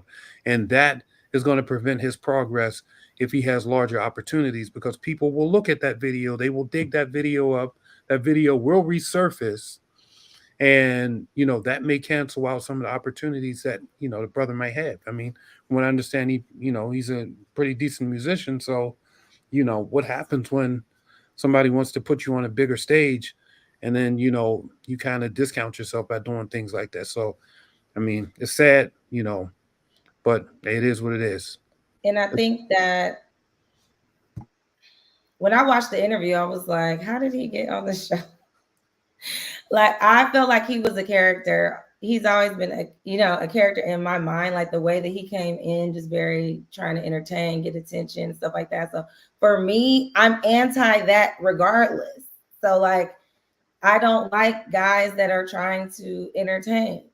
Like, what are you doing? Like, you're trying to get too much attention. It's not sexy. So to me, that wasn't a turn on. I just moved on to people who I was, interested in getting to know, and I just stayed away because I didn't want him to say nothing crazy to me, because I'm gonna say something crazy back. So. And see, it's so sad because that level of like no self-awareness, it screams like self-insecurity. You know what I mean? Like when you gotta say things and do things for attention, to think that's what you need to do to get attention, to fill whatever void you have, I think that's really sad. Yeah, one of the things though I think is even more worse off than that is that we all have gone through that process where our initial meet and greet with the producers, right? We all sit down at the table, they ask us questions, try to get a feel for what character they want you to play in this movie. And they saw probably those really really immature and vulgar sides of him, and they probably thought that it would come off well and be just enough to keep him, keep the audience engaged only to learn that, you've got him, you know, borderline, sexually harassing women, talking about, I'm gonna kiss your breasts and all this stuff. I'm like, I mean, I'm just like, seriously. So there were red flags all over that. I'm sure that the producers saw that. They just was trying to take a deep dive and say, "Yo, this is gonna kill them ratings, and it might kill the show." Yeah, I didn't appreciate that because, like in the lounge, that was the first time I had heard of it. I think the first time a lot of us had heard that at all. So it was just comment after comment of things that he had said. So, it wasn't just one thing. It was, other people saying stuff. So too. Aries, one of the things, like while we're watching him, one of the things, like as we're watching the show, we observed like every time he had like these dates with women, he would kiss his own hand. Did y'all notice that while y'all were filming? And did the ladies feel a way about it? I don't know what he was doing, child. I was terrible. I'm telling you, I was probably the most boring cast member because I was just focused on my stuff. They would ask me in confessionals, like, so who was the guy that everybody was? I don't know. I'll tell you who I looking at, but I didn't know about the kissing hand. All this is hilarious. Like I saw it on, the show.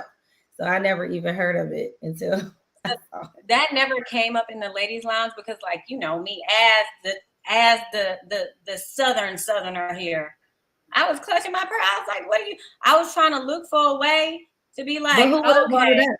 Who would have brought it up? Anybody when they're like, I don't like him. He said, but who would have known what he did? Like he only did that on the show. At least what they showed was him and Tequila. She's not gonna say that because she's, and I feel like he did it with maybe I think he did it with Sierra, but Sierra was too livid about the mama comment. She didn't care. That took over. Yeah, that wasn't even.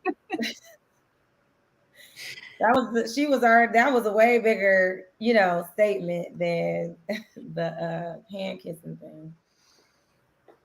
So yeah. I'm speechless. So a lot of people have been asking this question. With your makeup, did you have a makeup artist? Because your makeup was really pretty on the show. And it seemed like some of the other women, like it wasn't blending well. Did you have a makeup artist or did you do your own makeup? I only had a makeup artist on the interviews. I did like what I have right. This is my everyday look. I did that for every day. It's the same. That's right. You better tell them you wake up like this. This is my natural look. Yeah, definitely don't wake up like this. But I don't wear a lot of makeup. Like I don't even really wear eyeshadow. So for the show, because I know we're gonna be on camera, obviously I'll put like a little more blush or like, make it look kind of like I got something going on. But I'll do lashes and my eyebrows gonna be together and some lipstick or something like that and whatever. But I think the lighting though, I will say, just because we even had, makeup artists at the place where we're doing interviews. So they were touching people up and some people would go there with nothing and they were doing their makeup, and stuff. So I think the lighting, what I noticed from just seeing other people where I'm like, their makeup was really cute that day. So it didn't really look like that. I think the lighting is bringing out some other thing. Cause I used to say the same thing about other seasons. I'm like, that makeup. But now I'm like, I ain't saying nothing else. Because now I see the lighting can affect, I can get it though, because you guys got different shades and everybody don't have the individual lights. So and everybody doesn't wear makeup all the time. So knowing that we're filming, you have to wear makeup. And so if you don't know how to do it and you don't have somebody to do it, you're not going to necessarily be as, comfortable putting it on every time you go out for 3 dates in a day, So. Yeah. My suggestion I was telling everyone is like, if you ever think that you're going to be on camera and y'all are going to be filming, because with me and because people used to ask me like, who did your makeup? I did my own makeup, but what I did was I did it in natural light. So I wasn't in the bathroom putting makeup on. I was sitting in front of a window with a mirror and I was blending it like that. So that's how. But there's certain angles, like I'll look at my, on the show and I'll be like, okay, that's cute. And then I look a different angle, like, ooh, like Mhm. turn the light the other way. But Mhm. yeah, so Yeah. Mm. All right. Do y'all have any other questions for Eric? I was about to say, do you want to stay on while I we can talk? stay. I'll stay and just listen. If something pop up, I'll see if I can chime in. Okay, okay. And we're gonna try to, because usually our lives be like 3 hours. So in real life, we really do got a whole hour left. Okay. You know what I mean? So okay, this has been off schedule, but I love every minute of it.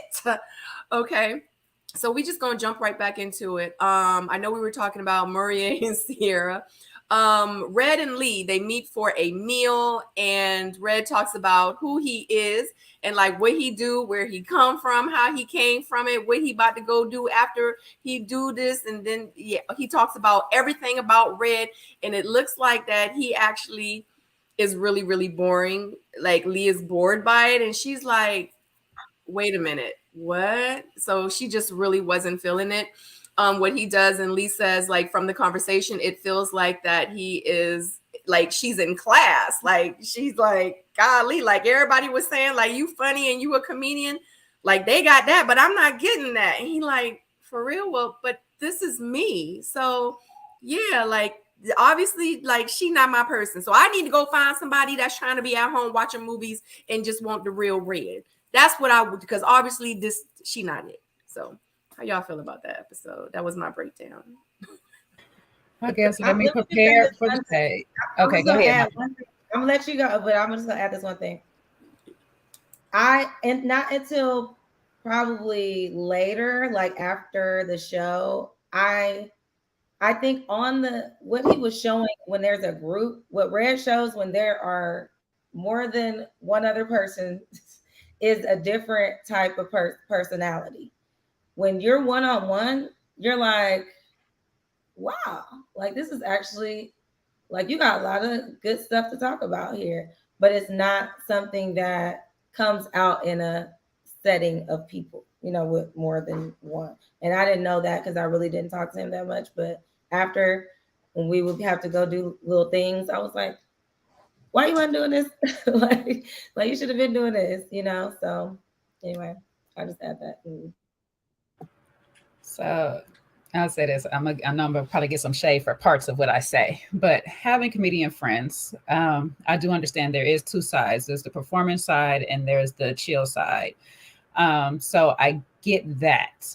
However, in his case, especially through however this was edited, it was very boring. His was too daggone chill. I'm sorry. It had no life in any of the story. And as a comedian, that's your whole job, is to put life into stories. So for me, even if you're not trying to be funny, there is a way that you can talk about yourself, talk about your things, and put some tonation, some, like incantations. It's not that, sorry. But like, put some spunk in what you're trying to say. Like, keep the person engaged.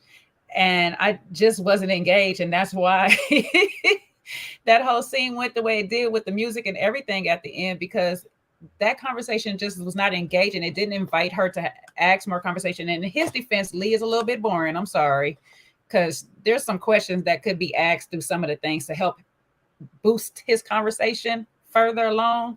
And I didn't really see her doing that. But overall, it just was not. I would have been sitting there like, say, what now? Would you say the first thing you said? Because I don't fell asleep. Like, P.O. tells long stories, but P.O. kind of keep you engaged in the story, when he tells it. So that's what I'm talking about. Take a lesson for P.O. If you're going to tell a long story, keep me in tune. Well, it looks like it's my turn to take over the torch and give you a nice story. This is going to be a short one, though. So I feel like, oh, I'm sorry. Were you done? I'm sorry. Okay. So I feel like I get what he was doing. I feel like Red was saying, you know what? If I go in here and jokey my way through all of this stuff, these women won't take me serious. And I think he reached that place where he was like, let me turn this stuff off and try to give them the authentic, person in me, and take the jokes out of the mix. And so I think that's where kind of everything got crossed up. And she probably, was like, sat down with the comedian and thought that's who she was getting. But if she would have got that dude, do you think she would have been able to take him serious? And I think that's the part that that's the bridge right there that actually, creates that atmosphere for you to get that first know me on this level of who I am, and then let me take you into that world that I come from. That's it. But that's what I'm saying. Like, even how you transition in that story, it's life flowing through that whole story as you're telling it. You get what I'm saying? And it was just this monotone that he has, and it's too serious. He came too far overboard for me. I just think it's a balance. It's a fine balance. As a comedian, you should never like totally dismiss what comes naturally to you. However, when you need to let people know I am serious, you tell a little joke and then no, for real. But seriously, this is what I do. I do tech, I do computers, I do this or whatever. It brings me this kind of joy. Something. And so let me just say, add something to that. Men, we have this thing where when we see a woman that we might really like, she might look, for him, she might. I mean, she's a pretty attractive woman, and so sometimes us men, we get in front of a woman like that and we just don't know what the hell to say, and we just collapse, and stuff just don't flow because you're under the pressure of, damn, like, how do I make her like me, or is she gonna like me? Like, and then you start saying mumbo jumbo, and it comes off like that. So there's that part of it. Tyrone? Yeah, I just from what I'm seeing, it just seems like he struggles in situations where it doesn't benefit him, like where he doesn't have the upper hand already, or if he's unsure if the person is even interested in him. Like just courting 101, it just seems like that's just not something that comes natural to him. It seems like he's comfortable in situations where the woman is kind of, you know, showing interest in him. So he feels like, okay, I kind of got this now. I could probably say whatever or do whatever. But like Paul was saying, like people struggle, and you only struggle when you start to doubt yourself. Because in a dating situation, it's really kind of easy. Just find out what she likes, find out what makes her happy, talk about her, instead of yourself. That's really all I got Aries. in the situation. I'm sorry, Ty. Aries, I had a question. So, like, as I'm listening to all of this and taking it in, I'm like, what do we really know about him? Like, was he married before? Has he been engaged? When was his last relationship? Does he have kids? There's so much more to dating that we haven't gotten from him. So I'm just curious, do you know any of those answers? Yeah, he was married before. He has 2 kids, 2 boys. He coaches their football. Like, he's an active dad as far as, yeah, I mean, I think those conversations happen, but they just didn't show that for whatever reason. The drama is what's everybody's talking about right now. Like, that job took over the whole, situation, which is funny because I honestly didn't even know about that until the reunion. That whole thing. So Yeah, he said it at the beginning, but he kind of cast a shadow on himself for no reason. Hold on, what? What do you mean, Ty? No, I said he mentioned it at the beginning in his very first conversation that he was a family man, but then in the very next sentence, he talks about the stigma of his lifestyle. You're right. When he was talking to Unique that time. Yeah, and I was in my mind, I'm like, why? Why? In dating or an interview for a job, why would you say anything negative about yourself?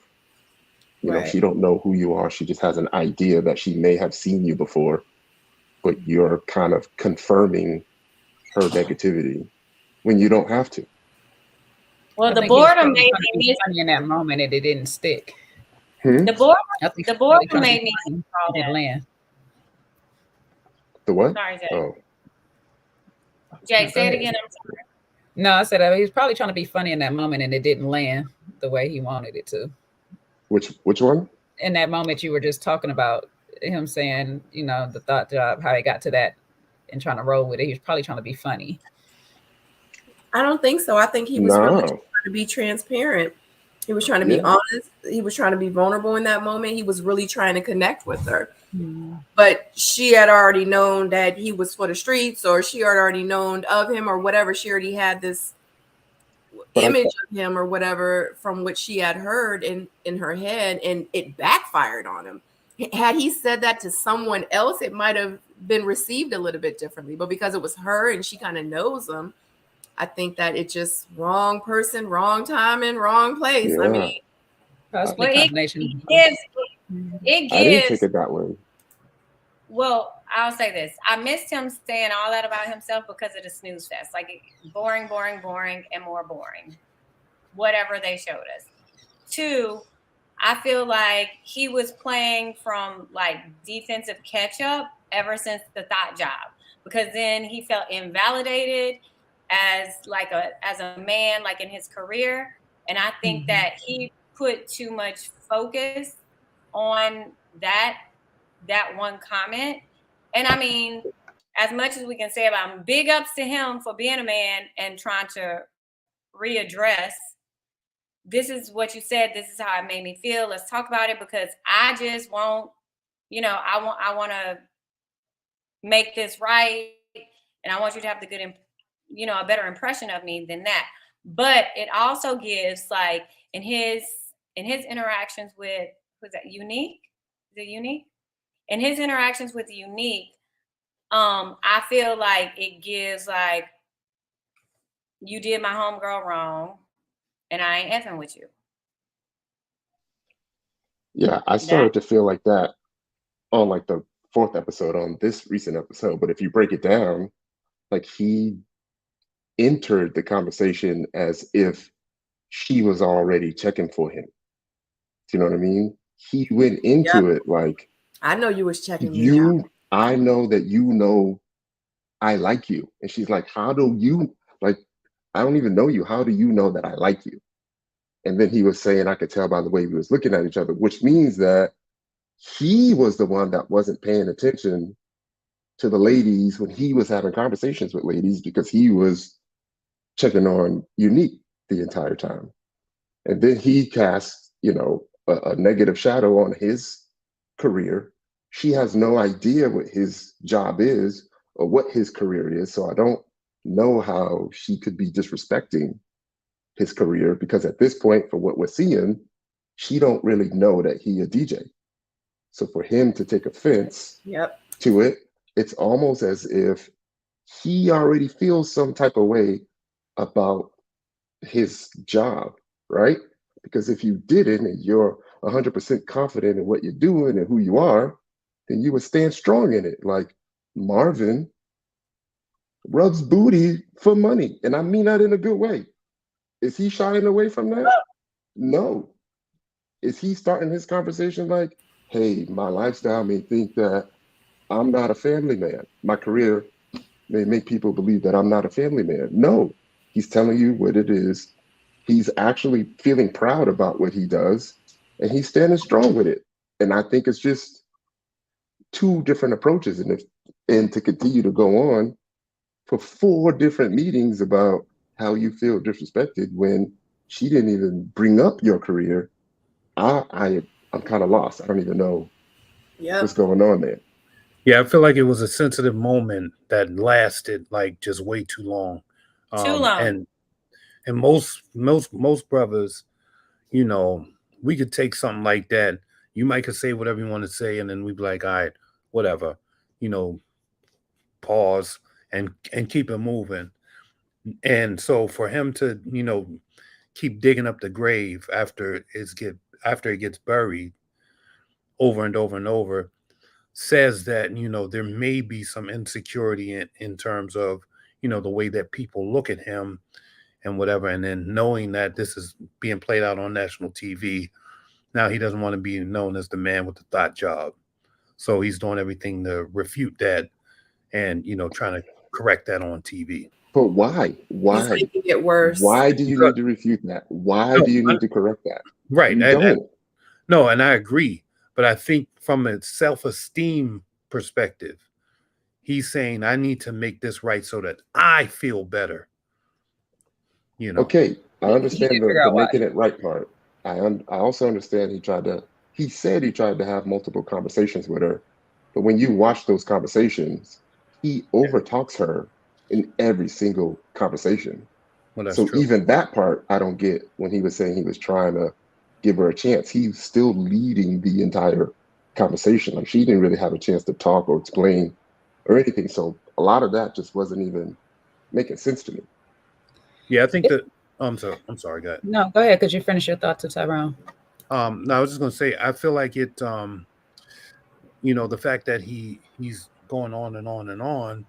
Um, I forgot what I was gonna say. I'm sorry, I get distracted, but No, that's no, it's, no. I get what you're trying to I say. kind Like of like also in almost between like an both of y'all. insecurity and My thing is with this situation is I'm with Tyrone. I mean, where PO is like with that why. What's the why of why you keep going back to this person who is committed to understanding you the way they want to understand you? Why do you keep repeating that same thing? Because you're torturing yourself now at this point. What absolutely makes no sense. If that person feels this way about you, move on. If that's not you, why bother? Why even bother to correct this one person to prove to this one person this is not me? When But you know your record has shown in the streets already, so you say in the streets already that this is not you.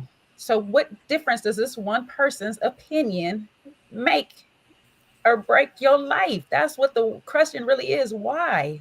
He was trying to change the narrative. no, that's true. but That's But why? It's only a conversation with One him person's but who that's you narrative. to meet you. by this In his first. head, No, no, I get it. I get it. but you Yeah. know what? And that's what I'm saying. And that Sometimes in his head, he has to figure out what that why is that makes him do this. Because as for dating, if I tell you lack in this area and I need you to be better, you're going to keep questioning me. No, my reputation is great in my past relationships. This, that, and the third. Okay, you're not in your past relationships. For me, this is not working. So let's figure out how we fix that instead of arguing about what I'm not about to change on. well, you Yeah. know, like it kind of gives like all I have is my career right now. And if you think about it from that point of view, you say, oh, okay, I can see why he's so defensive of his career. Like, I have a valid career. Like, I know a lot of people always try to, like how people try to like downplay strippers or people in entertainment. You know what I mean? So I feel like that is probably a resounding um criticism of the entertainment career. And I feel like that's probably not the first time people have made that assumption or presumption about what he does. And he's trying to say, no, no, no, I'm a good dude, like this, that, and the third. So I can get it. The thing about it is that have y'all ever noticed like sometimes some of these social personalities lack social awareness? Like if you have a girl that's sitting here and she keeps shouldering you like you ain't it cuz you ain't it, and you keep coming back to try to impress upon her, at some point that becomes annoying. I don't just mean like her, I mean like from a guy or a girl point of view. And like another example, when Lee was trying to redirect the conversation and he wasn't getting these social cues to redirect from a resume, like that's something that he probably needs to work on, that'll make him a better like dating conversationalist, like more in touch with the other person. Like that's one of those things, like you talk but you don't listen, like you hear me but you're not listening, because it's clear, because I do disagree with how Unique may have handled this situation. From what we could see, I disagree with the tact of it. However, I get what how she's feeling. Like you keep doubling back. I told you I'm cool, I'm good. Let's not address this. And you keep trying to make it make sense to me, and it's just not gonna make sense to me. That's what it's not doing.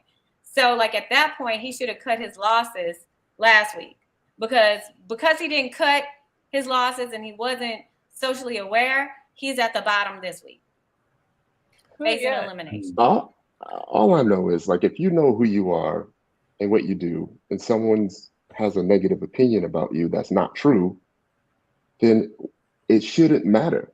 I don't care what you're saying, because I know who I am. Mm-hmm. You see, it was easy for her when he switched it to say you have a thought job or you a thought. She was like, no, because I'm not a thought, and kept it moving. And that's So what he could have just done the same thing, but the fact that he didn't, I always feel like if you're always trying to explain something, if you're trying to make me believe something, then there's a reason why you want me to believe that so bad. Mm-hmm. So let me. I got a question for y'all real quick. And I'll let you go, Pia. But I have a question. Okay. So when I saw this, just like everybody else with the thought job thing, have y'all heard of the whole like joke on thought jobs and stuff during the time when that was like the thing that we would say, like when thought was like the word. IG, like all the lists. Like was like the list of thought jobs and all that stuff, right? So that's what I immediately, because nurses are on there, flight attendants, like I was about to say flight attendants. Yeah, right. So like at this point, every thought job is a thought job. It's just personal trainers. No. They didn't say insurance agents. Thank you very much. I'm safe. But my job is safe. When I heard it, I laughed because I'm like, ha ha ha, I'm going back to the joke of the thought job thing. Mm-hmm. But I think because of the delivery, it didn't land properly, right? So it's like if you're joking with someone and you're saying something, it comes off a lot different than when you're looking at with a straight face and be like, you'd be like, hold up, why are you saying it like that? You saying a little too, you saying a little like you feeling a little too hard, So I think there was both not being able to receive it as well as not delivering, and stuff like that too. So I think it was both of those. But also I agree on that part about like me, I could care less with somebody. I'm like, what can you say about me that if I know who I am and I know how, like it's not the case, I'm not about to sit here and argue with you about some stupid stuff. Like, I'm moving on. Bye. We don't have to ever talk. So I think one of the reasons though why he is constantly stretching, that out and sort of throwing all of his accolades out there is because a lot of people, and I'm in the entertainment industry, and a lot of people don't understand what it does take to break through, like to get on something major. And he came from corporate America, right? So he probably was at this stuff, and there's so many times those doors get slammed in your face, and you still got to keep knocking on it until you kick the door in, right?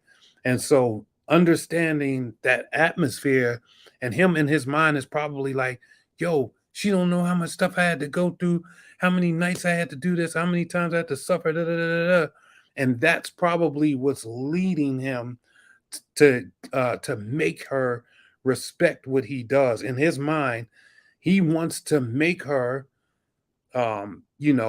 basically say uncle. How when somebody holding you down and you like, yo, say uncle. He's trying to pull that out of her, like, yo, you gonna respect me. I put in 10, 15 years to get here.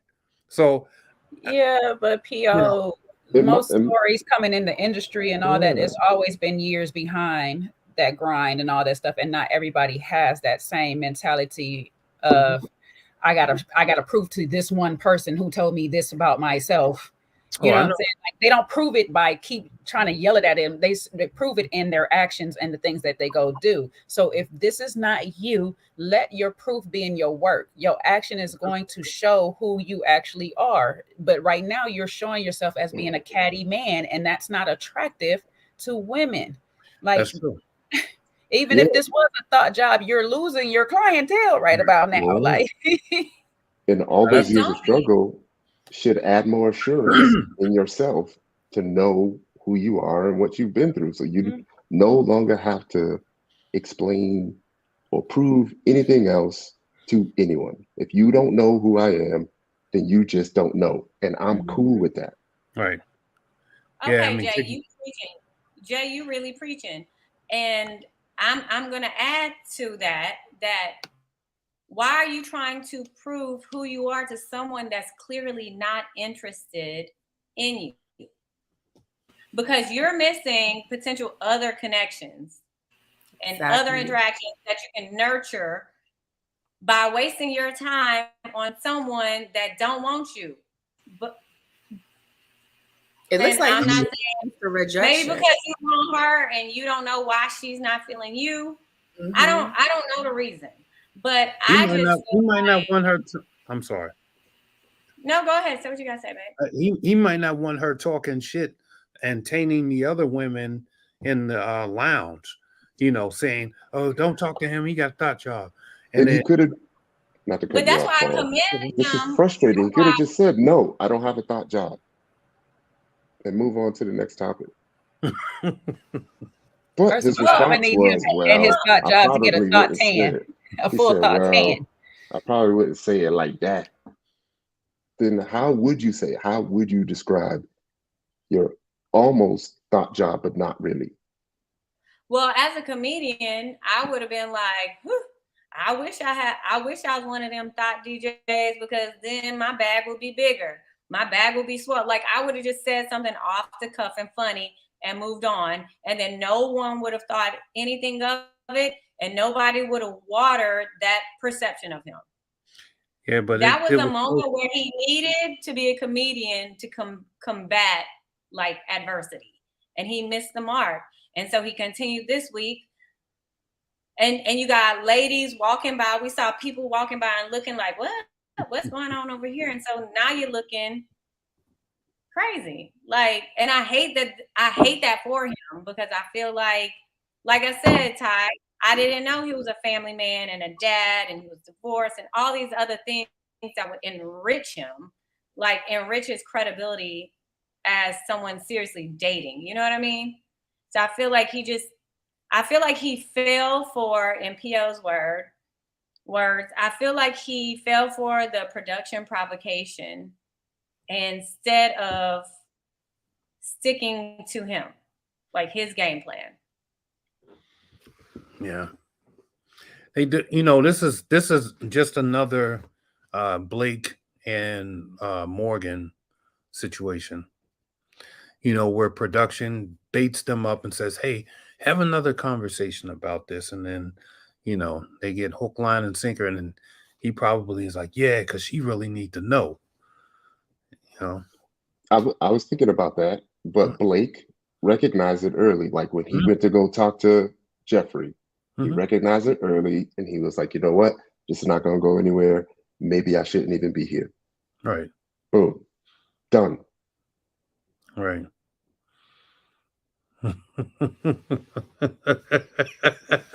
J Dub is crazy. You can mention Blake because Blake is a really nice guy. I've met him in person. He's a nice guy, J Dub. So chill. And I ain't offering an No, I know. apology. No, it wasn't. It wasn't about. It wasn't what Blake. What about Blake? It was about what he said about Red. Uh, but anyway, Aries, were you here? Did you get to see them going back and forth? You were there, right? I feel like I'm gonna sound like a broken record and y'all gonna not really believe me, but Switzerland again? Switzerland. Say it again. We need to hear it again Switzerland. for the people in the back. I'm sorry, Tyrone. Go ahead. I had my own connection that I was trying to spend some time with, okay? Y'all saw a little bit of it on this scene. It was a long day. We were there from our call time was 10 a.m. I think that day was probably like 11 something. We did not leave there until like 1 a.m. or 2 or something like that. It was stupid. It was a long day. And we I were got starving. a follow-up question to that, Aries. So I pay attention to all the little things, and in the cutaways, they show the group shots, and in the group shots, you can kind of see what two people have been talking with each other. And there's some people that kind of show up all the time. Is that something we should pay attention to? Potentially, but also not, because some of it is just like placement based on how it's going to look on the screen, right? So you might have been talking to somebody and they were like, Aries, come over here, or whatever, and then I'm standing next to somebody I don't have no kind of connection with, just because it looks better, right? Mhm. In that Tyrone, sense, so. are you specific? But what I'm Tyrone, saying is there's some people that's constantly together. are And you that could be the case as well. are you specifically referring to like the Janelle and Herbert and No, I ain't paying Quentin? attention to them people. Well, who you paying? I need an example. Like, how I be distracted watching the shows. Y'all know I got kids. Like, I need you to be a little more specific. Like, you being all vague, and then over here, No, bold black, I'm just sure being y'all all vague. all know I Say need how these I y'all to be more feel. right. I done said it in my review. I done said it in the chat. There's only one reason I'm watching the show. And she on the screen right now. And that's to watch Aries shoot them down. Oh my And since I Lord. put that in, I'm 1-for-1. So much pressure. Aries, we're Sister happy. bang, We're bang. happy that we're happy that Tyrone can see you another week. Right. We happy, Tyrone happy. Bang, bang. It's all about Tyrone. It's all about Tyrone, boo. It's all about Tyrone. The men love you, Aries. Oh, especially the men on this panel. They love you, girl. Yeah, Aries came in thick in those jeans. Oh, wow. She right beside you. She's right beside you, Pio. Oh, I'm sorry. He knows. He Lord. knows. He trying to make sure he saw her in those jeans. And just so y'all know, I'm from California. I am not from Texas. So my attire was not. I went and bought them dang boots specifically for that. I was not trying to have no cowgirl stuff on. So And they is not cheaper in Texas either. Daggone boots. Baby, some of them boots could have stayed on Fashion Nova. Wow. I can't. Okay. Are we done with the? I don't even know what scene, because this wasn't even the scene that we were talking about. We on the second scene. We just talked about the first scene. Damn. That's where we at. That's where we at. Yeah. Why don't we just? We can skip. We only talked about one date. You can read through a few dates. Yeah, we was bouncing around, but it's only officially been like 2 dates. But in real life, it really wasn't like no dates, because they was just skipping around to the different. Oh, yeah, it was the hold down. It's There's a group date. There's a hoedown. Then there was a dance. Multiple conversations. There was a hammock. There were little conversations. Exactly. There were little and conversations. Then you got like literally, these are my notes. The hammock that wouldn't swing. The hammock that wasn't hammocking. Right. But then you got production being messy, because in the preview, the three of them are on a date together. So they do. They are. Yeah. And the other thing is the music. Production is kind of giving it away with the background music. What are they doing? What they play during the date. So you can tell when the date isn't going well, because they'll play some. Yeah, that music is funny. They set in the mood. So Aries, do you feel Boots can dance better than you? She was a cheerleader. Okay. I mean, she's a professional, she should. I hope she can dance better than me. She can dance though. I mean, like I said. She definitely was doing her thing. I mean, I feel like you were leading the line just fine.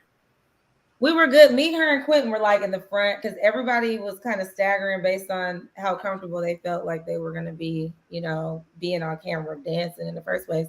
Me and Quentin and Jessica and somebody else, maybe it was Lee. I don't remember, but while we were waiting on certain things to happen, we were already down there practicing different line dances that everybody knows, and stuff like that. So by the time we got upstairs, we were ready to, we were warmed up. So look at her face. It's funny. But why they did our man's Chris like that? Because I peeped Herbert wasn't dancing either. I don't even remember that Herbert wasn't dancing. When I rewatched it, I saw something.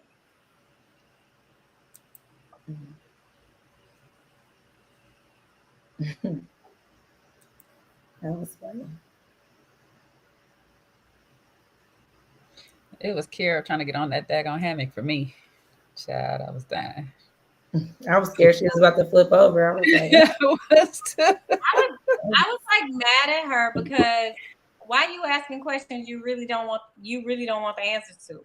Like, I don't know, did y'all feel it? Like, I felt like the whole thing was cringe and awkward. Like, you asking these questions and then your confessional was like, no. Like, you really didn't want to Yeah, hear what he had to say. Like, I saw. but I feel like that's a problem sometimes with us dating, is that like when somebody gives us an answer, like if someone is trying to be authentic and give us the best answer they can provide, we are already in our brain like, all right, I think he's just trying to tell me what I want to hear. Maybe he's just trying to tell you how he feels. No, And Stacey. I don't think the Caribbean We got to be all the thing. way for real that though, because that Caribbean thing, he said it one way and changed it by the second time though, Stacey. Like, No, yes, he did. He said, I "My didn't heart say is that. in the Caribbean. I That's don't where even he think wants to be." But I don't think that's a big deal. Like, we gonna make boss moves. We can have a house there too. We can vacation there too. Like, he didn't say I only want to live there. Like, you give me a man with some goals, some real goals. Like, okay, you want to have property here, you want to do this there, you want to try. Like, when I'm hearing that, I'm like, I'm hearing travel. I'm hearing, okay, let's have ownership here. Let's have diversity. Like, that's what I'm hearing. I'm just like, how you cutting and slashing? She came in like a ninja slash. Right. I think his explanation was spot on. Basically saying like me by myself, this is my thought. But, if I'm with someone, then obviously I would take that person's, you know, feelings into consideration. Like what is wrong with that? But you didn't have that thought the first time we had this conversation. That's what's wrong with it for me. Now that you're up for elimination, now you're reconsidering the move that you originally had. That's what the problem is. Is he reconsidering or is he clarifying? No, Because he's you basically, continued on. if you have this thought like, hey, this is where you think, and you're having this conversation, and I know y'all conversations be a long time. So you're having this conversation with a person and say, me right now in the space that I'm in, I want to move to the Caribbean or whatever. And I'm pretty sure she gave something back. Oh no, the Caribbean's not this. Well, I'm not in that space right now of thinking with a woman. But if I had to think with a woman, maybe this is what it is. You would have all that conversation in one instead of coming back later on and be like, oh well, we're up for elimination. Let me make sure I clarify some stuff, especially when a person revisit that one thing. Now you do sound, even if this is his truth. No, I'm just saying, even if this is his truth, like I do believe that he will reconsider for a woman. But in this moment, in this context, it does look like you're just saying what I want to hear. So I can get her side of it too. That's what I'm saying. Like, it does come off a little bit as you're just saying anything to stay on the show. So let me jump in here because he doesn't strike me as that type of guy, right? Because if he's coming on there saying, I want you to, be in a dungeon and I got an ass worshiping fetish, he's saying all the wrong stuff. He's saying all the wrong things to turn a woman off, right? So why would he? I mean, it just he don't strike me as a person. Yeah. Yeah.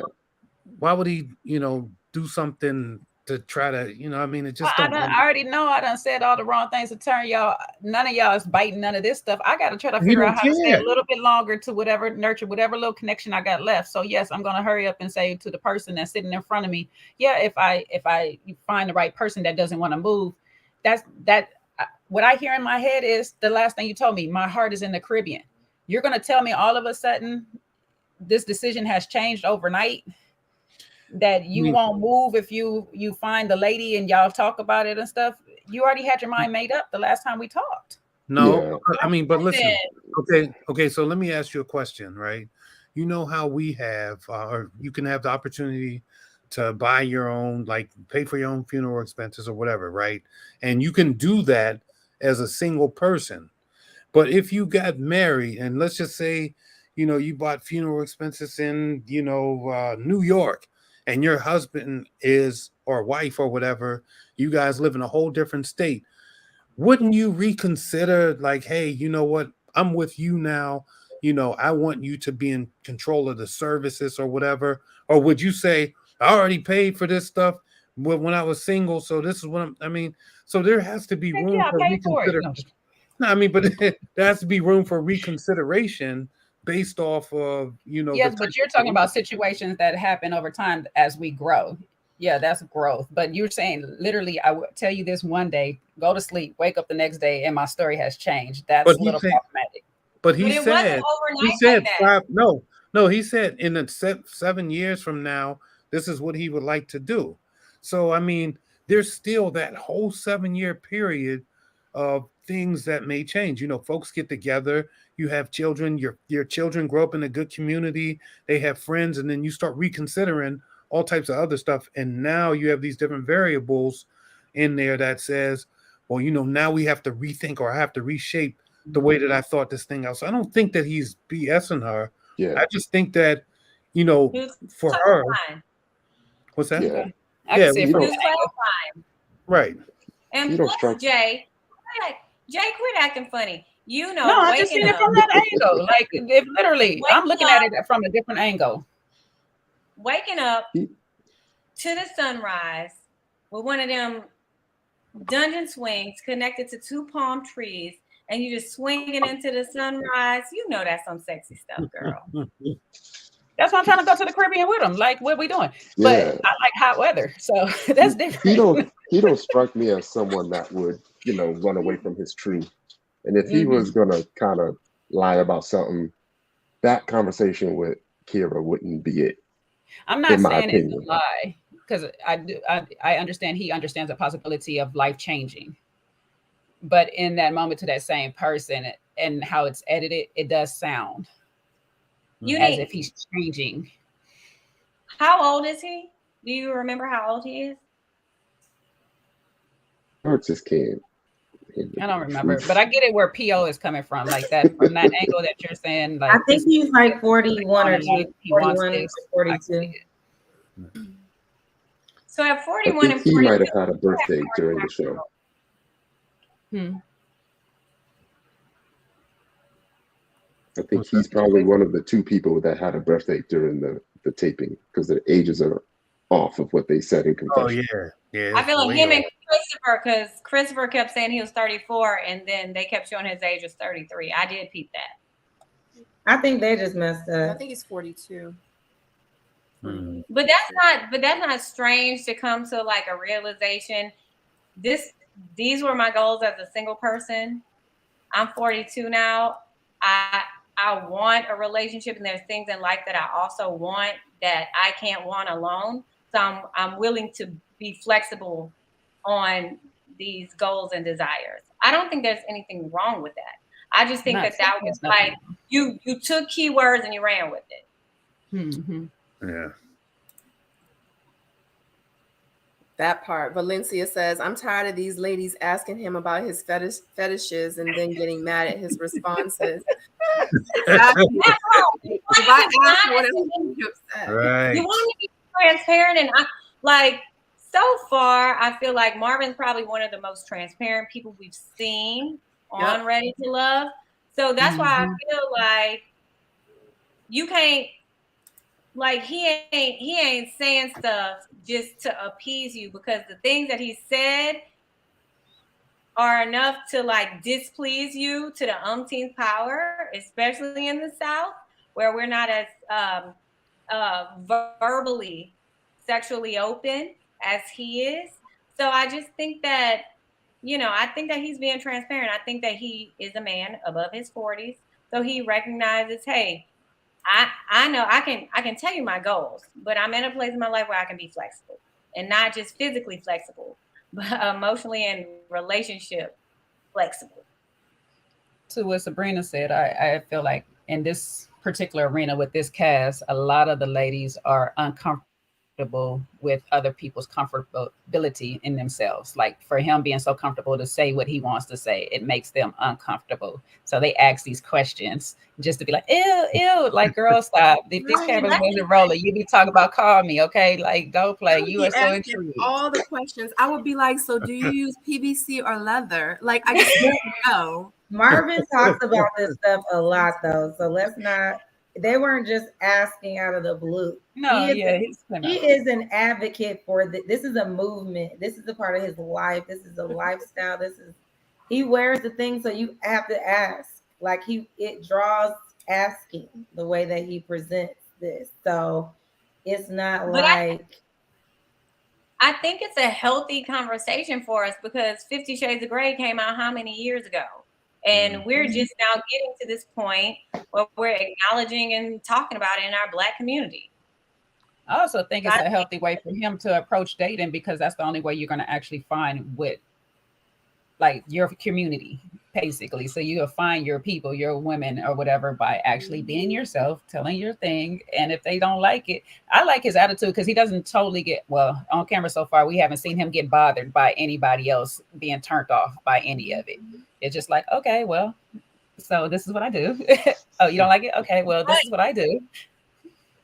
But I will say, I hate that we're not seeing more substance from him, that we're only seeing the sex from him, because I can tell you, the dangling, a whoop, a chain, and a feather ain't gonna pay the bills. And if somebody close to me die, that's not gonna give me comfort. Like, I think that, like I said, I don't know, what the conversations were. If this is just like, well, you just said, like, this was a large part of his conversations. But I think that I would have liked to see, like, substance talk intermingled with it. This is your lifestyle. This is who you are. But this is your lifestyle. This is what you do. But who are you? Mm-hmm. Who are you? I think who can you be for me? Because I'm going to say this and let you have it. Because Lee, I want to say it was Lee who said, she's, go to P.O. Let me think. I'm going to think about what she's. I never said ooh. Yeah, I feel like this is he has a business in doing that of some sort, right? Yeah, it's part of his career. Right. And you're going to find out about it. So there's no need to lie about that. Right. And it's what he likes and what he wants. And he's telling you. Yeah, exactly. And then you'll probably, like, after the show, he'll probably start selling products or whatever, gag balls or whatever the hell. He already is. So go to his. All of that is part of the lifestyle. It's part of it all. I'll tell you where to get the straps from. I mean, let me stop. Nah, don't stop. Come on, Tyrone. What you got? Don't stop. You know where we can get them from?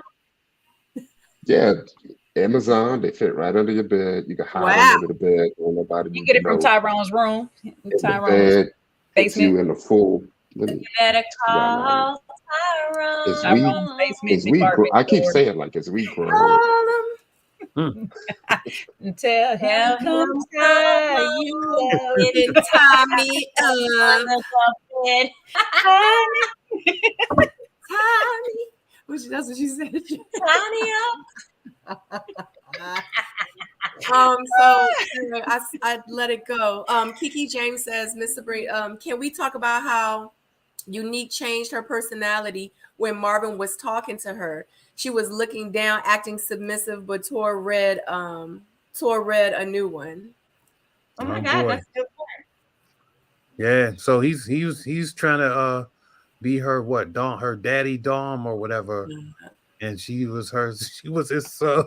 She was like, Red got a thought job, but you do what? You tie who up? What kind of crap? I would be on tickling some with his jokes. That's hilarious, man. Yeah, this whole situation, that interaction was just comical. I couldn't believe it. I'll say it like this: it's confidence. He is confident enough to stand in his ground on what it is, and that's what's been making him very attractive to her. As far as Red is not giving that confidence. So it's like she has to stand her ground. I know. Here we go. I'm gonna take you back. I'm sorry, Aries. So you're gonna have to have a little red pill conversation because they don't like this, but it's gonna be on pink pill side. Women cannot rest in their femininity when men is acting in theirs. That's what that is. And Red be acting in his just a little too much for Unique. Okay, so one of them got to balance the equation out, and that's what's happening between them two. Right. And you also have to let the woman choose who to be submissive to. You Yep. can't just walk in there talking about, I know you was feeling me. Right. But you Yeah. say choose. You say choose some. Like you say, like you gotta let women choose who to be submissive to. But I promise you, it comes so naturally when we're in that environment of like that manness. We flutter and melt and stuff.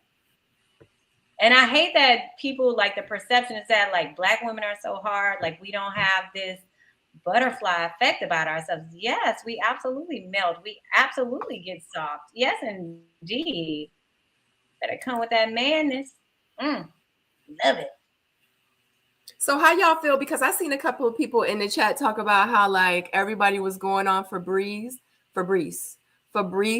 and like his talk about him and what he was engaging in, and it's like with Marvin, it's like, oh, you know. So what do y'all think about like Marvin Harrison? Marvin wasn't trying to push his stuff on anyone either. He wasn't like that part. You need to be doing this or that. You know, I think that might be a little bit of the difference there because from what I remember, Fabrice, he was like, I need a woman who's like gonna want to have sex. You know, just like like it was like very direct into who you are. Though that is Marvin's lifestyle, either you're up for it or you're not. If not, cool.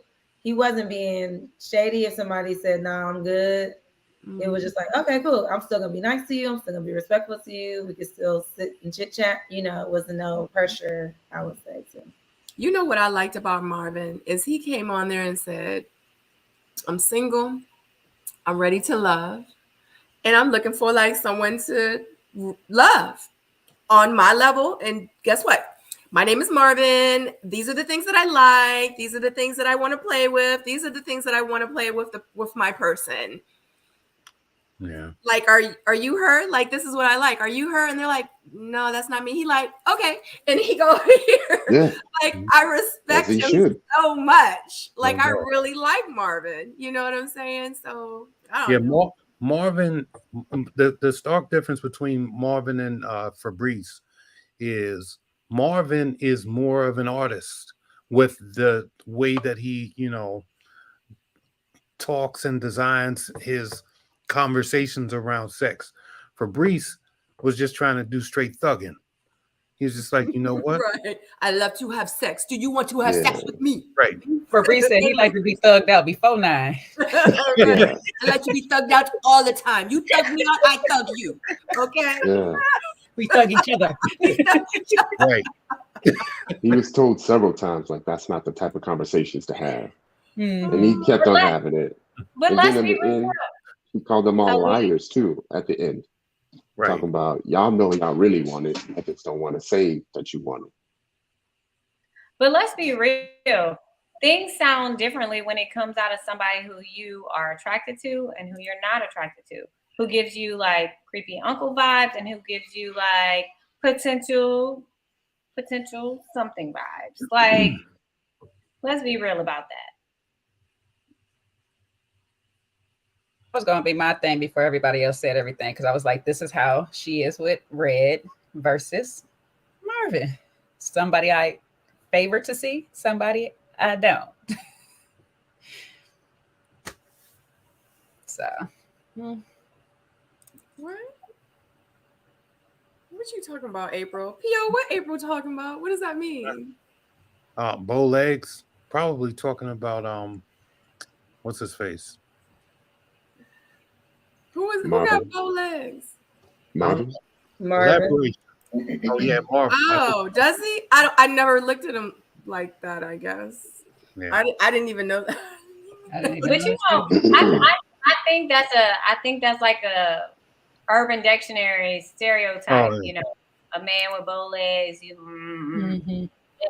Yes. Oh, I I've don't want to never heard educate that. y'all how. I don't want to Yeah. educate y'all on how babies get bow-legged, but that's because your parents were trying to stand you up a little too early. That's all that was. Oh. Yes, that's actually all that is. Because the Urban Dictionary tells us that it's like things are heavy, and so you get bow legs. And don't let it fool you. Some of these men walk straight legged too. Stand up for yourselves, man. Y'all here? Tell these ladies y'all walk straight legged too, or y'all bow legged. I never I heard ain't gotta prove myself to nobody. And your legs just as straight as ever, huh? Huh? Kool-Aid smile. They just straight as ever. You either know or you don't. And yeah, that's what I thought. That's what I thought. It was because it was like a vitamin D deficiency. Yeah, they be saying your mama try to stand you up too soon before your bones developed. But we thought it was being in the walker too long. That's what.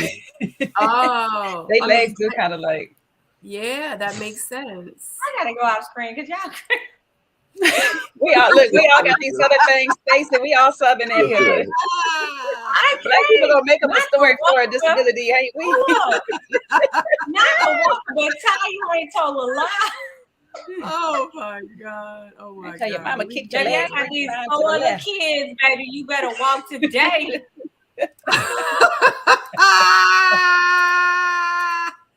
I can't.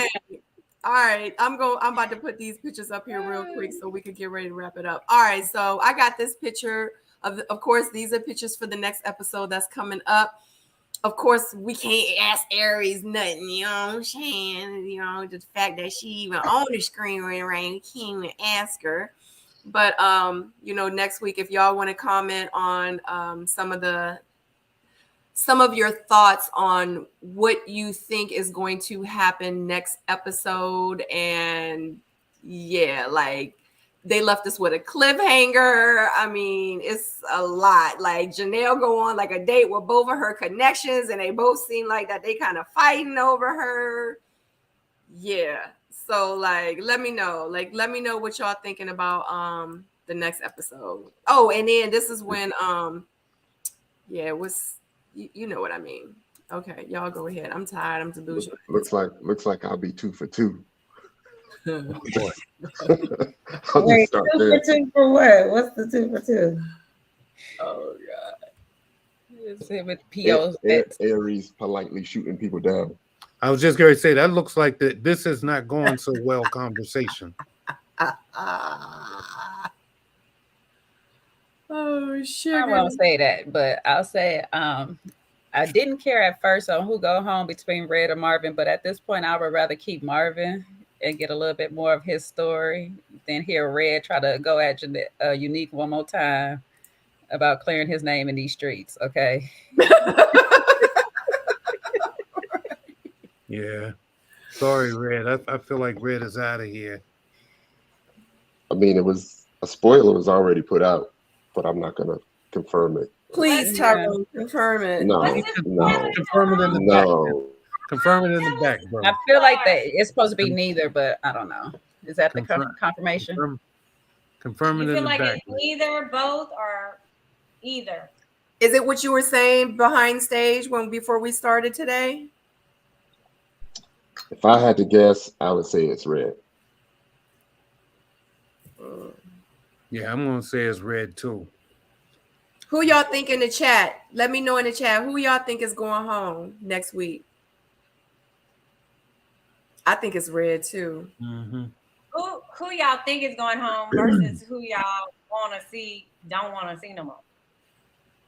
I think Red should go home. At this point, unfortunately. Well, I mean, he did it to himself, so. Yeah. Well, I mean, if we can go from the context clues, one of them had more of a conversation, like a damning conversation, where he was looking crazy, in my opinion, in my humble opinion. If I'm taking cues from P.O. and Ty and how they be looking and reading the room and reading the edits and stuff, reading the production edits. Hmm. I say one of them had more airtime of damning, a damning conversation. Well, this is not his first time being on the bottom. Right. And Mm-hmm. I think there's a difference between, asking the women who they're not feeling and asking the women who they are feeling. And when they asked who they are feeling, no one said red. But you know how it goes, Tyrone. Let me know. Give me three.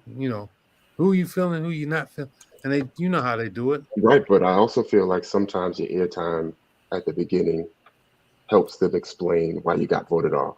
Mm-hmm. Yeah, but I think they still like to mash it up just a little bit. How much you want to put another bottle of whiskey on it? No, Mm. no, and nah, we're not doing that. But Okay. and just technically, in technical terms, Ty, I didn't lose because I said that Habibi was not going home during that elimination, and he did not. He did not. Are you saying you got saved by the cliffhanger? I mean, during the cliffhanger, he didn't go home. It was what's his face? What is his name? Brandon. Brandon. Him. So, Well, I don't want to ruin it for the fans, but well, ruin it for him, please, because it ain't just. no. It's just You're your opinion. predicting. Are you predicting or you got actual facts? Tune in if I saw actual evidence. You saw evidence like in a future I video, saw like trailer or something like that? no, I saw actual evidence that I'm gonna tell you what the evidence was. the evidence was a social media post. Correct, going in. Are we on the same page? Very long social media Very long, post. very That no long, longer, very definitive. Like, why that are no you telling longer me about exists. that? Why It you no longer mad? exists. Oh yeah. So that Yeah. led me to believe, hey, Ty, I'm gonna hypothesize with you because Yeah. So if I had to I guess, was like, what's all this about? Like, you ain't have to say all that. He said, "You better take that shit down." And he said, "Okay." Who you talking about, Marvin? You talking about Marvin and his girlfriend? No, Because Marvin had pictures with his girlfriend. That was at the beginning of the season. We talking about last week when it was a rant on social media about the defensive rant. That should tell y'all right there. Come on, Switzerland. What? Who was defending and why was they ranting about it? I'm so confused. Click off, Aries. Get out the screen while we talking about this. There was a post Aries, that you was shall not be almost right before the. Aries is not a part of this foolery. So remember, J-Dub, you're wrong. J-Dub, you wrong. You wrong. Right. Next remember, Tuesday, come on with your apology. I need an apology next week, J-Dub. The cast is seeing it for the first time. Right? The cast is seeing it for the first time. So the cast doesn't know that it's a cliffhanger. Correct. So, somebody wanted to clear the air. They cleared all the air, and they were still made a mad post that no longer exists. Still mad at old girl. Still mad at old girl that ain't even there. Well, that's a lot. And there you have it. Yeah, sips tea. Look at Aries. Any other questions I can answer? I don't think you can answer none of these questions. And I don't even, Somebody did ask about the girls, I guess the dynamics, kind of with the girls on the show. And I think even with that, I mean, y'all obviously have seen social media this last week or two or whatever. So I think that as the season goes on, things progress. It's like this roller coaster ride pretty much the whole time. But for the most part, I felt like the girls a majority of the girls got along pretty decently throughout the. There was a separation. There's kind of like a little cliquish, stuff where certain people just gravitated toward each other, and that was how it was. But some of that has shifted over time, obviously, with things that happened through the show. But today it's just not. It's not good. Who became your closest friend during the show? I would say like today, who I text with regularly would be Lee and Kat. So, besides yourself, can you spoil who else makes it to the end? What? Bye bye. Click off, Aries. I like how he tried to word it. You good, P.L. You good. Oh my God. Besides yourself.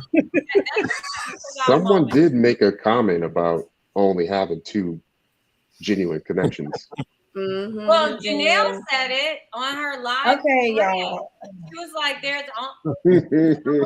someone asked her in her rant, like, this is why how you many don't. connections do you see? And she said 2. And I was like, damn, girl. So I would say there's probably more people that are on the couch together, but she may only believe in 2 of them. That's what I got from it.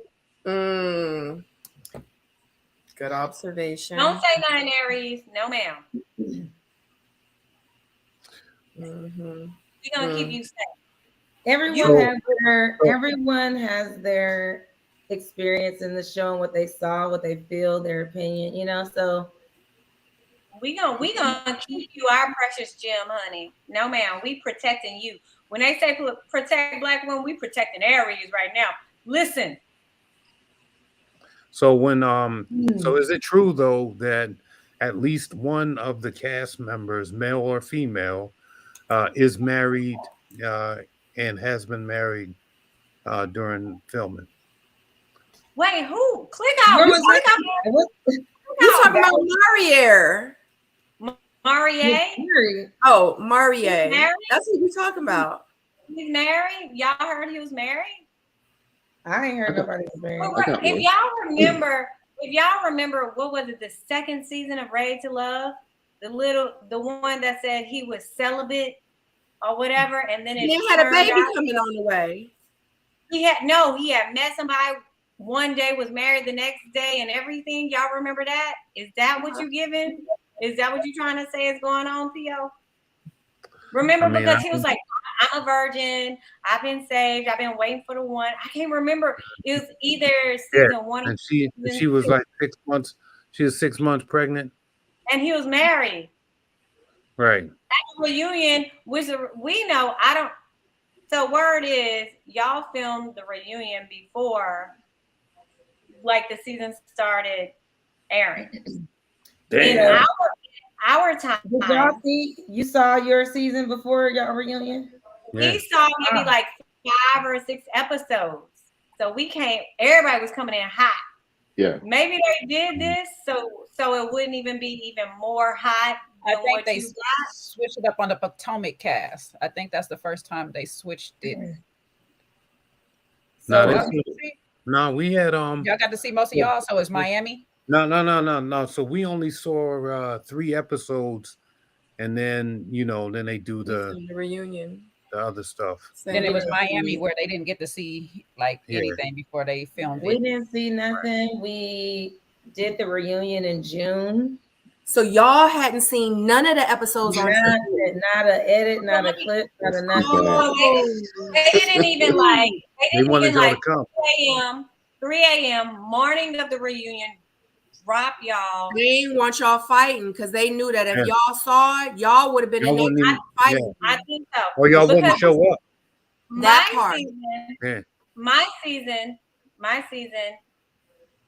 we were maybe like 5 episodes in, right? They dropped us like 1, 2, 3 a.m.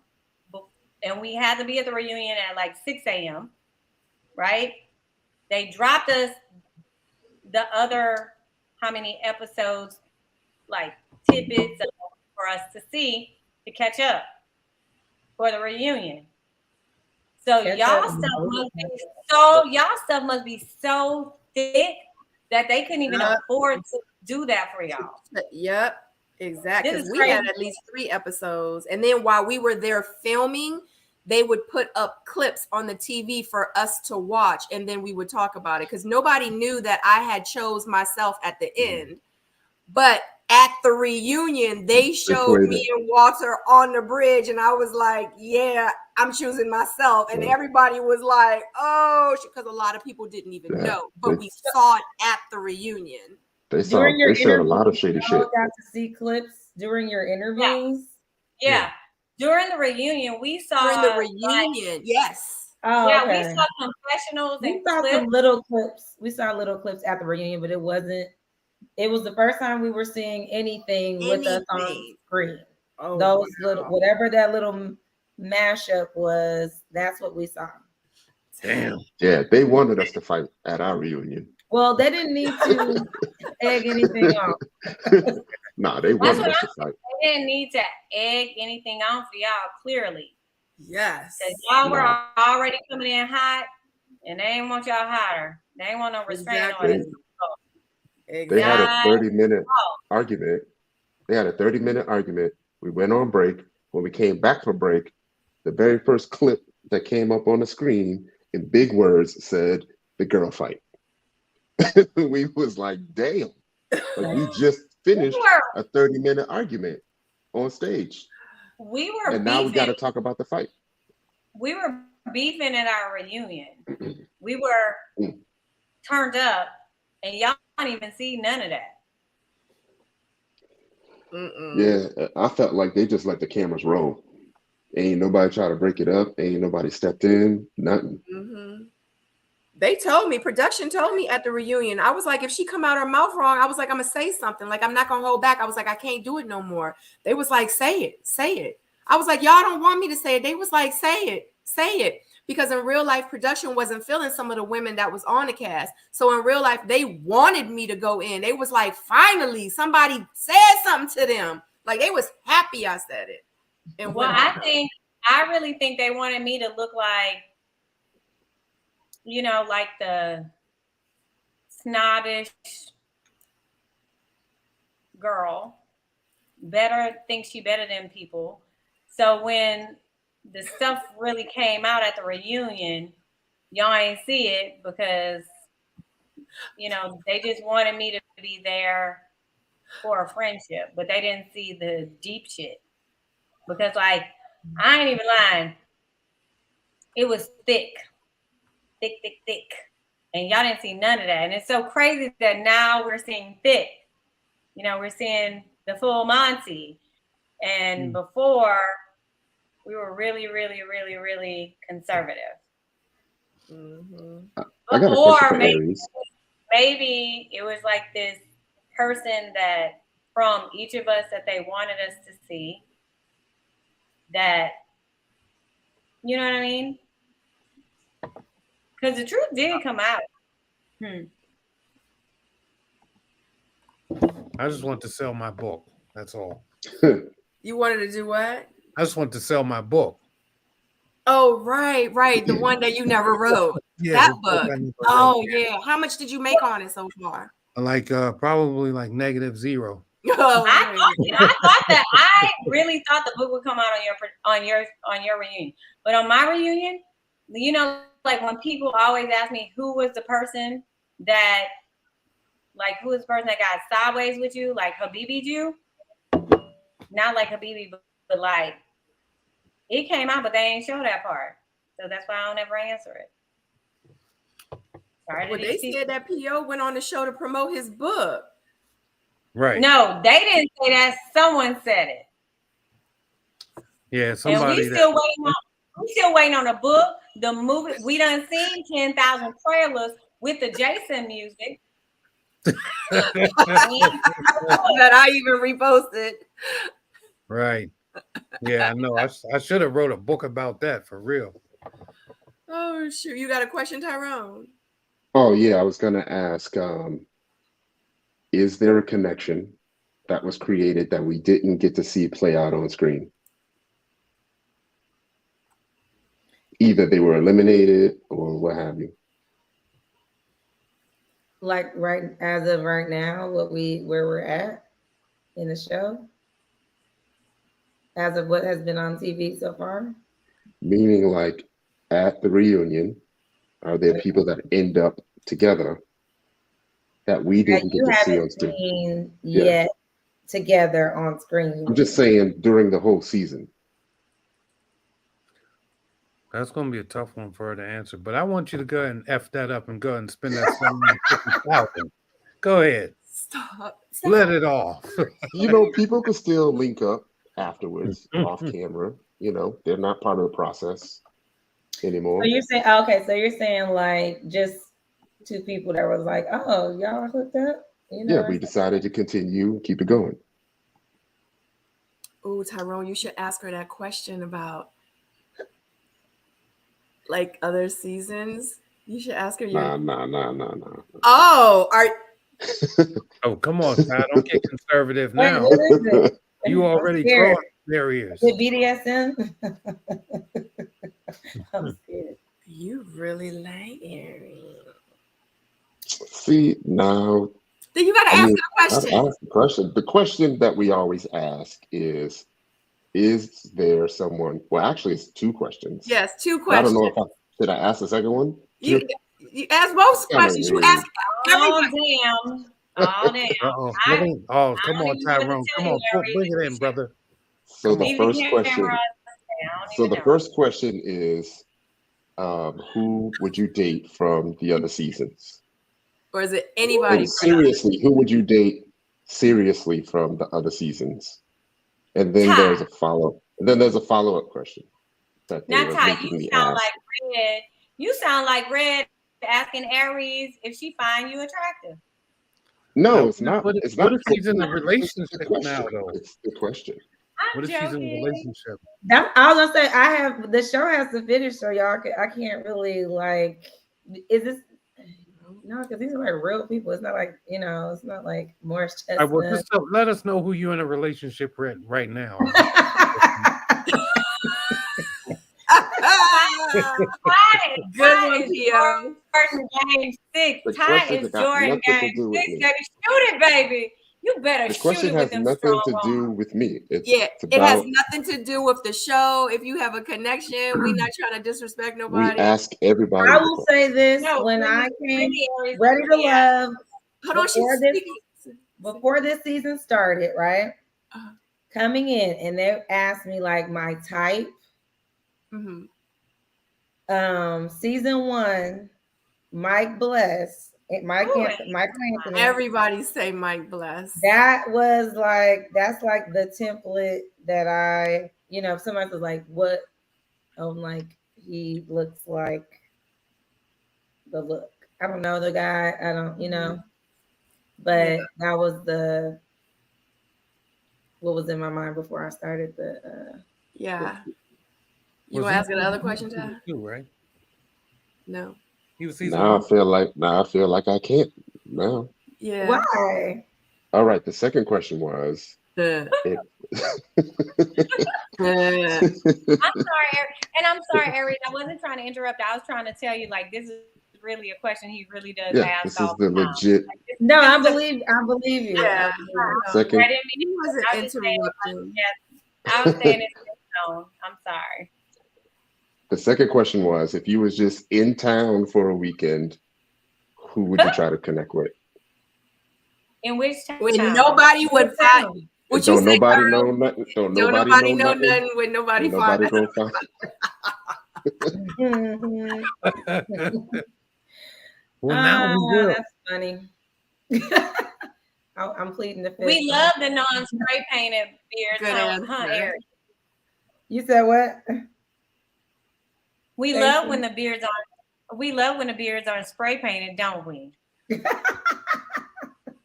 Who had a spray painted beard? Somebody had a spray painted beard. Oh my gosh. Oh, fuck it. You got me. No, I'm kidding. I'm kidding. I was like, your joint sprayed on, Pio? No, this is It's real. a quick weave. Yeah, there it is. You know what I mean? Quick little, you know what I mean? Got it faded in. Okay, so maybe this, Tyrone. Tyrone, maybe this. If you could be the curveball in any other It's season. not about me, Stacy, huh? No, okay, now he's interrupting me. J-Dub, what you got to say about Tyrone interrupting me? Anyway, if you could insert yourself as a curveball in any other season but your own, which one would it be? Good question. Wow. Boom. That's your clarification, Tyrone. Huh? That's your clarification to your question. Here we go. Come on, Aries. If you could insert yourself in any other season, which one would you want to have a go at? Mm-hmm. You specifically. And don't hold back. I gotta visualize what season is what. I really liked let me see. Was that the same? Oh, that's hard. It was like cool people in every season that I would I'll say I did like both DC seasons a lot. So it probably would be one of those. Same question, Tyrone and Sabrina and P.O. If y'all can drop down in any other season but your own, who would it be? Which one would it be? Because I would drop down in your season, Sabrina. Yeah, I would have got on the DC season. No, you were there. No, I was Potomac. He was Potomac. I would have got on the DC joint. And I would have got on Potomac. Oh, Lord. You would have hated yourself on there. You'd have been like, I hate y'all. Nuh-uh. Behind the scene. Well, you talking about the women or the men? I do have a... and let me say nothing. Let me say nothing. I do have like an all-time favorite from the Atlanta season. Which one? Tiffany. You always talk about Tiffany. I think she got a bad. Let me stop. So ain't nobody gonna mention the LA season. Y'all just gonna hate on the LA season like that. Okay. Oh my God. Y'all be hating on the LA season. Y'all just forget about the LA season. LA season. What LA season? I was about to say, did I miss one? Jay said, I want to be in on this. Put me in. But can I ask a question? Did Jay answer this? I don't know. Yeah, I think I would be on the I'll be on the resort season because when y'all not in a secluded area, stuck in one spot, y'all be doing too much. Y'all be all in the streets too much. But you wouldn't want to be on that if that was the case. You need to be able to I liked how transparent the resort was because you couldn't hide at all. Like, you know, like in all the other seasons, we go back to our lives and sometimes we know what people's doing based off what we hear. And sometimes like you, it's hit me by shot. Oh, I didn't know that was going on. But in the resort, it was all out there. I'm curious to know for everybody in the chat, where would y'all drop? Where would y'all drop in? What season would you be the curveball? Which one of these seasons? Because I do on the resort. I do like the resort, and I do like Sabrina's season. But you know, after the resort, our season numbers get kind of misconstrued. So I don't know what number we on. You just got to say the city and one or two next to the city for me. So everybody in the chat, if you all could be a curveball, where would y'all drop in? This is so intriguing to me. Like, I love it. And Sabrina, you said the resort, right? I said Potomac because if they could have taken the Potomac, the men, and put them on the resort, then yes, because the resort season with the men at the resort season, I was like, so, like DC kind of like meshes for me. So I be forgetting like who's who. So like name some names that was on the Potomac one so I can get an idea. P.O. Name some of the guys on the Potomac. Clifton, Tori, Donovan. Demetrius, Laverne. all. She said, "Ooh." Potomac season. So who was in DC? It was Tyrone. Nobody. I mean, Tyrone, Sean. We had like Walter, Everybody that's coming Carrington, to Houston this Bill, weekend. I'm sorry. I'm Cornelius, biased. Dante, Sean. Sean. Oh, Sean. Sean the bill payer. It's good. Yeah. Potomac season was where it was at. That's where it was at. That's where I needed to be, and I wasn't. I was like, why did y'all put me on the DC season? Like I was more like for real because it was a bunch of us, all the people for DC and the people for Potomac. It was a bunch of us, and what they did was they said we're gonna take this half and put them over here, and we're gonna take this half and put them over there. I was like, how did y'all end up putting me on DC when I wasn't compatible with any of those people? But I was more compatible with the people on Potomac. I was like, that didn't make sense. Yeah, it's a different vibe for sure. It was a Yeah. different vibe. We didn't have. Well, shut up. Well, I feel okay. Okay, so let me ask y'all this. So if you could do a redo season with everybody, who would you like to see? Like 3 guys and 3 girls with you on a resort. Like who would make a good show for y'all? I'm interested. I don't know for me. I'm just asking a question because I feel like it's interesting. I think a good combo, 3 guys. I would say Sean from DC season, right? And I say that because I know, but Sean, I think is I think he might have been.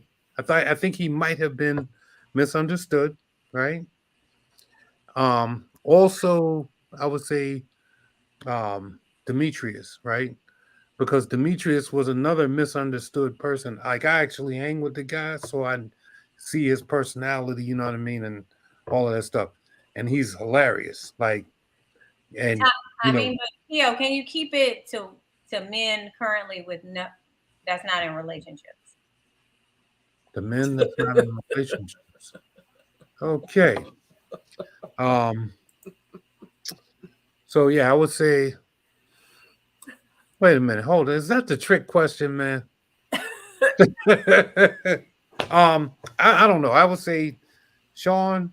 I would put Sean, Demetrius, and maybe what you call it? Probably the new dude the dude from Dallas. He's the first one that went off. I think he might be. I think he deserves a good do over. Seems like a genuine nice guy. You know, I think he deserves a new start. I would put him in with. I would throw Jeffrey in there. Because I think Jeffrey. Who is Jeffrey? Jeffrey from Miami. Yeah, I would put Jeffrey in. The girl Jeffrey. Yes. Okay. When that's a unisex name. So I was like, what guy is named Jeffrey? I'm so sorry. I meant no shade at all. I was just I was like, who is Jeffrey? My bad. Yeah. Sorry, Theo. That's all right. I would put Jeffrey AP from my season. Who is A? The girl. Yeah, she's I feel like on she left too early too. Yeah, and maybe Muming, is that her name? You ain't gonna say me? From DC? Yeah, I would throw her in the mix. You wouldn't want to see me in the mix? I see you in the mix all the time, Stacy. You in the mix right now. I don't even understand what the question is. What's Where that? do you go? You know, when they friend zone you, they just friend zone you. Jesus. I feel like it should be a question of I feel like the men, like you guys should be like, name 5 women you would want to be on the show with if you could pick a show to have them. That's what it should be. Tyrone, if you were going to be on a show, name 5 women from any season, who would you be on the show with? Stacy, if you was to be on the show, name 5 men. I'm not going to answer that question now. You know me, I like the toxic ones. You know what I mean? The short toxic Give one. me all the toxicity. Oh God. Yeah. Oh gosh. Tyrone, who would be the top 5 women that you would have? Wow. In no particular order. In no particular order. So I liked Looney, Z, Tiffany, Stacy, and Aries. You talking about that, Stacy? Yeah. What? Thank you, Ty. I appreciate that. Thank Oh, you. shit, We it's can't probably leave Stacy off now there's some because dates going on out here. What? Thank you for listen, saying my Stacy got to word, be on my Tyrone. list too at this point. Wow, because y'all know I'm just his lady, so I ain't nobody. I mean, like, thank you, Tyrone, for saying my worth and my value. Stacy, As you're a woman with kids coming in, thank you for seeing my worth and my value. I appreciate that, Tyrone. That's all I needed for myself. That's the first time I think Tyrone ever left go turn this camera off. Stacy, your worth is there. Your worth is beyond that. Please, you friend zone me, P.O. I did not All friend I talk zone about you. is 850 and smell gooding. Like, all I talk about is your sit and 850. I did- Hold on, always give you your roses. And in a moment that you can return roses, you cut me. Like, No, I'm Stacy. out episode 1. I did not. Friend zone, she gives homegirl vibes. No, I did not friend zone you. I said kids. no. I put them people on a different season.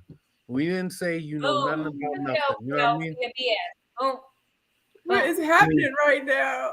Right. Stacey, hey Stacey, I'm gonna need to see a little bit more toxicity coming from you. All right. I ain't toxic. That's why I wouldn't make you cut, because I ain't toxic. Yo, like women that pull up. Okay. Period. But That's I got an aunt that I can call, and she'll rattle some bones and do a little shake. I mean, but you don't be slashing no tires. You don't do nothing. Throw bricks through cars. Like, come on, man. I like to carve out. The only thing I put sugar in is the only time I use sugar. I don't put sugar in a tank, but I put a little sprinkle in that marinara when I'm making homemade, baby. Let me tell you something about me. See, I like the kind of woman that rides around with a brick in the passenger seat. But I got a bag. I keep a bag. I got a bag. I got Louisville. So Tyrone said he want to be more shorty. Right. I'm sorry that I'm not enough for you, P.O. Oh my God. Sabrina, you can't dodge it. You can't dodge it. We want to know your top 5s. I just asked. I asked the question. No, ma'am. No, ma'am. Because the people want to know. First of all, they don't. Trust me, they don't want to know. I'm doing my duty as Stacey Renfrey tonight. Jay, be my gal. Be my gal, Jay. Sabrina, we need to know. Thank you, everybody, for watching tonight's live.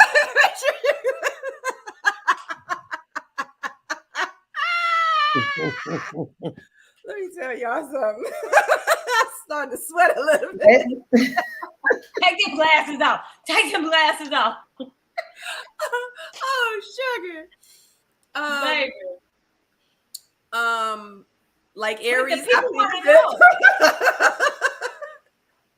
on. Let me come to the other screen so I can see how many people in the chat. Let me see how many people watching. Oh wait, that ain't this one. Hold up. Everybody want to know, sis. Everybody want to know. No, they don't. They don't want to know for real. Oh my God. Tell her. So, okay, so everybody on the panel, ask Sabrina, just give her a name and ask her if they would be on her last resort season. The Lost Island of Love, last resort. One name. No, 2 names, a guy and a girl. Oh my God, y'all. Somebody said Sabrina and Marvin. I would love to see that, but I would love to see that interaction. Because Sabrina, you're so real. So I feel like you would really ask like you would really make him speak. I would. That and I I would know and I would who it would be. love to. I would love to. Like Marvin, if you're watching this, like holla at me, slide in my DM so I can get you on the missing link. Get interviewed. Yeah, so we could talk about his product line. He would totally do it too. Oh So. yeah, I would love for him to do it. Absolutely. Oh God, everyone is saying, come on, guys. Okay. Tyrone. Who is it then? I ain't gonna say it. You gotta say it. You said you know I it, so can't let you off easy. I want to hear it. I would say Donovan, London, Mike Bless. I don't know who the fourth one would be, but the fifth one, probably the weekend when ain't nobody gonna know. Probably the other Mike from Miami.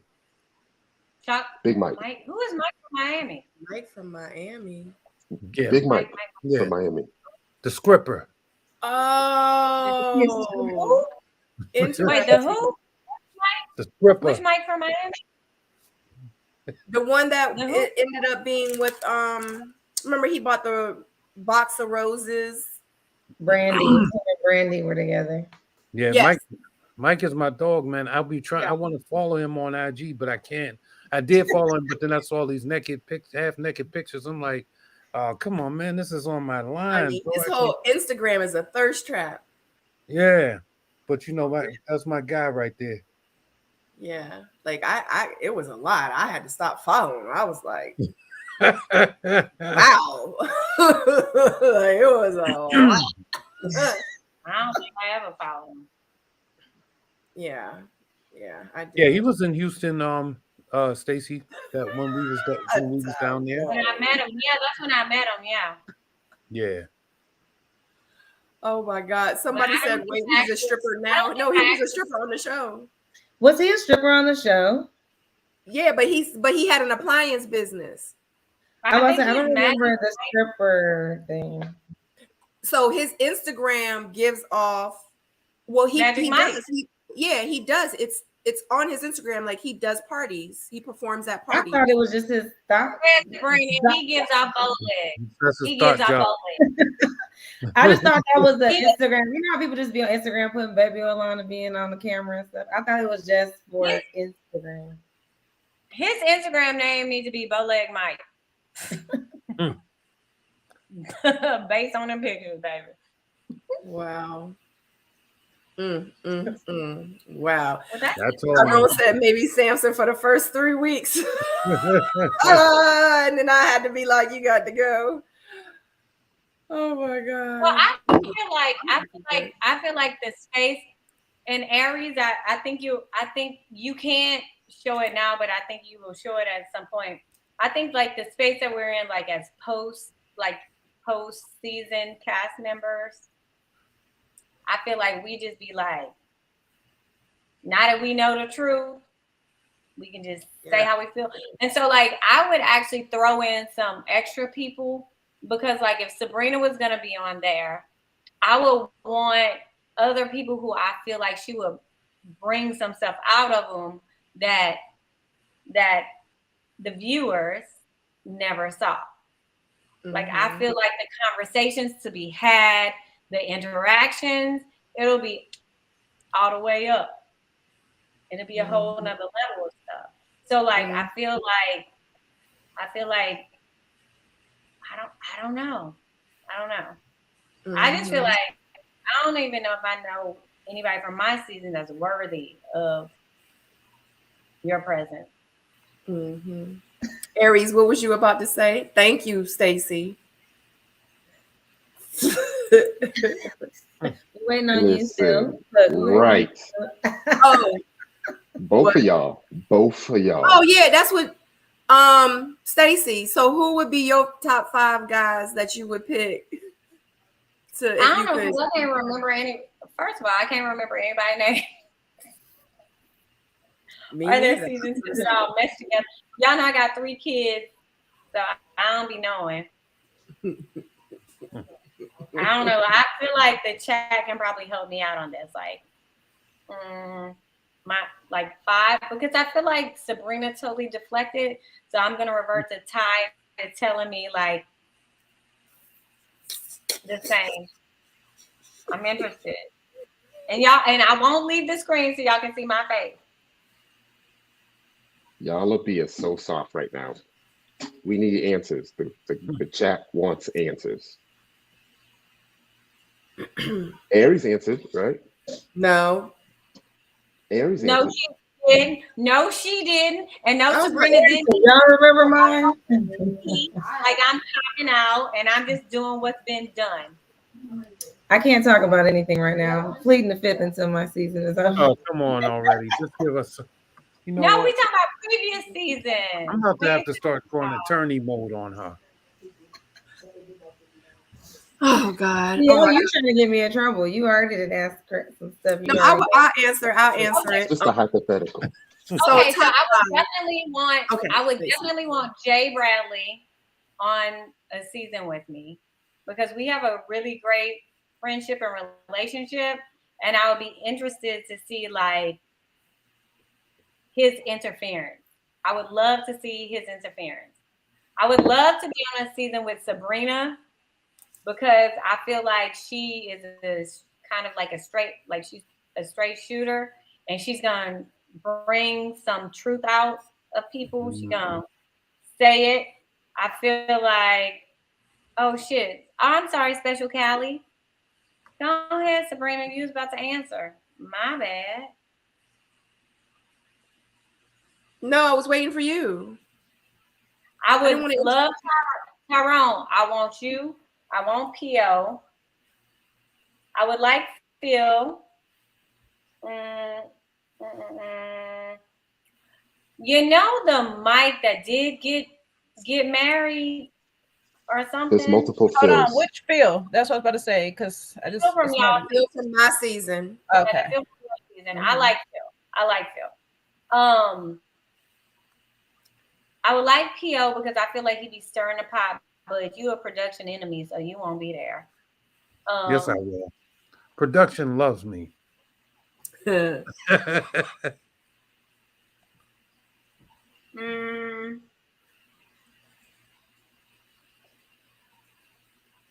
mean, I would like if I can pick another girl from a season. I would like to be on a season with Sharice because I think she's interesting and fun.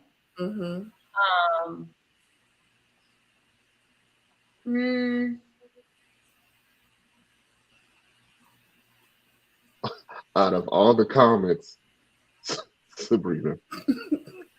Hey, Stacy, you do know that we can put that show together. You know, we're all out of our contracts, so you know we get to do this on our own. I say we start making phone calls. We may start making phone calls, and then we put the show together, and then you know we do what we do. And let's surprise the people. That's it. Listen. I'm reading Didi. I know I'm not dating the women, but I feel like part of like the entire picture, you got to include different women. So I would definitely put women that I'm in. Like I don't see how we could mesh, and I'll be interested to see like our interactions as well. You know what I mean? So I would definitely put some women that I may not know, that I may like when I'm watching them and I'm thinking about me, I can think like we might not vibe, but I'd be interested to see like how everything flourishes with men involved. You know what I mean? This is interesting. Yeah, you know what? Let's talk to what's his face? Offline. Let's talk to Carlos King and see if he'll, you know, put this joint together for us. You know what I mean? Call it the RT. Okay, you're gonna really have drama. Let Carlos produce it. You're gonna have drama for real. Ain't gonna be no love. Let me tell y'all already, it would never be a Stacey and Joel. Let's start there. If you look like one of my uncles or something, That ain't it. And I like and I'm attracted to people of like. I mean, I just feel like I'm not attracted to people that look like you could be my like twin brother or cousin or uncle. I like men with melanin. You know. All right. The name of the show, I got it right now. Netflix and chill. But moving on, you were saying. I was about to say they already got a Netflix and chill, don't they? Still waiting on you, Sabrina, they want to hear your answer. They mad. They big mad. They're not mad.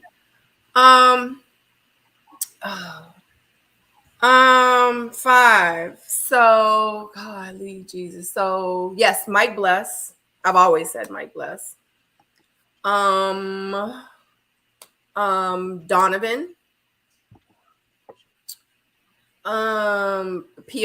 Tyrone was kind of right on with, except for the Mike from Miami. Who was the third one? So Mike, Donovan.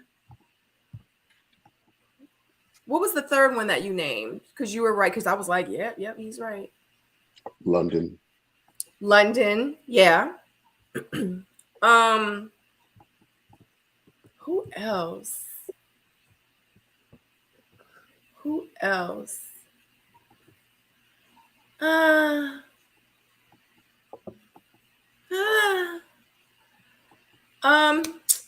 Tyrone and P.O. That's perfect. Exactly.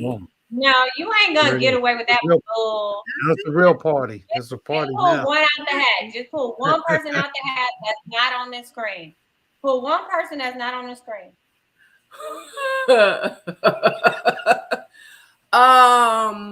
Who else? I don't know. I can't really remember. Who from Y'all Miami named people. Definitely not Carrie. Demario. Who is Carrie? Demario. You know what? Yeah, I would love for Mario to come back because I think we like maybe prejudged him, and it would be interesting. That was the one that said he didn't something about Jeffrey on the way out the door. Me and Samson, we would get to fighting. I can't. Edwin was cool. Edwin, I definitely, because you know what? Because he could cook, and I love to eat. So yes, that would actually be perfect. That would be perfect. Yeah, I think that would yeah. That would be it. I don't know. Because I don't really think about the guys from Ready to Love. I don't think about them like that. Like I look at all the men like my brothers, and the women I look at like the ones that I like, and I get a lot. Like I look at them as like my sisters. Like I just look at it as one big family. You know what I mean? Like it just would be weird to me, like dating someone from like the franchise. I don't know. It just would be weird to me or something. I don't know. Like maybe cousins. Maybe sort of in a sense, yeah. Like Anthony, yeah. Anthony is cool. Lyndon, yes, but like I said, I look at all of them like kind of like I don't know, like I could just hang out. Eric? Who is Eric? I don't know. Chef Eric, the chef from my season. With that cheesy ass pasta? No, sir. No. How you know that pasta was cheesy? Oh. He had shrimp in that pasta. Remember, I'm Creole. We don't put cheese without seafood like that. No, sir. I didn't really care too much about the pasta. I'm Creole. No, I have that. Are you Creole? Oh, I'm Creole too. We all Creole. My family is from Opelousas, Louisiana. Palmetto, Lafayette. Okay, cuz. Get out of here, because my auntie is from Opelousas. Oh yeah, the country. And you got a little Nigerian in you too, huh? On my daddy's side. That's just for 23 and me. Sabrina, I did go to David, and I did taste Edwin's cooking. I tasted Edwin, and David was also cooking, and it was impressive.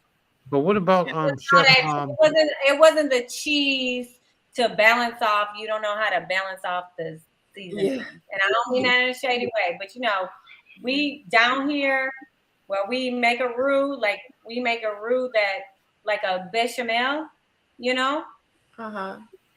we don't do cheese like that. So did you taste Chef Dietrich's food? Is it Dietrich? Dietrich? Dietrich What's is his name? nice. He's nice. Like we used to talk Yeah. sometimes. He's a nice guy. He was from Houston. Was he a Houston season? I think he was. Yeah. I think so. Yeah. Okay. Anyway, all right, guys, let's get ready to wrap it up because we can stay on here and shoot. This is how y'all in real life, this is how we be backstage. Mhm. Like we could be backstage for hours and we just be talking. So it's kind of exciting to be able to share this moment with you guys. Yeah, because I don't know. Like I said, this season, it's just kind of just making me feel like let's just come on and just talk about it. Like the norm of the what is it, the structure that I used to have, I just feel like with this season it's just not working anymore. Excuse me, like us just getting together and just kind of talking about it, like that's where I'm kind of getting like the interest out of it now, because there's just not structuring and the format is not formatting like it used to. I love the face, Stacy. But anyway, all right, guys, we're going to go around the room. Everybody introduce yourselves. Let them know where they can find you on your socials. Let them know if you are working on any projects that you want to share. And yeah, we're going to go ahead and wrap it up. We're going to start with Jay, Tyrone, then Stacy B, Aries, and then we're going to go to Pio, and we're going to definitely wrap it up. Yes. Well, I'm your girl Jay from Another Round. You can find me on IG, Another Round _JS, and also on YouTube, one word, Another Round JS. And yes, I'll drop my thoughts on this latest episode, combined with a little bit of last week's episode. What's up, everybody? Tyrone. You can catch me at Ty Wilson 21 everywhere. We'll be back tomorrow night at 8 p.m. for Wednesday's Mental Health Day. We're going to have P.O. back. We're going to have J-Dub on the panel. We're going to have Phil on the panel.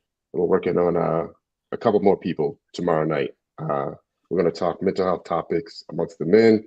I've also been in talks with Corvea from the Miami season to discuss some mental health topics for the women. So I am looking to keep that going. So if you or someone you know is interested in joining, let me know. All right. That's it.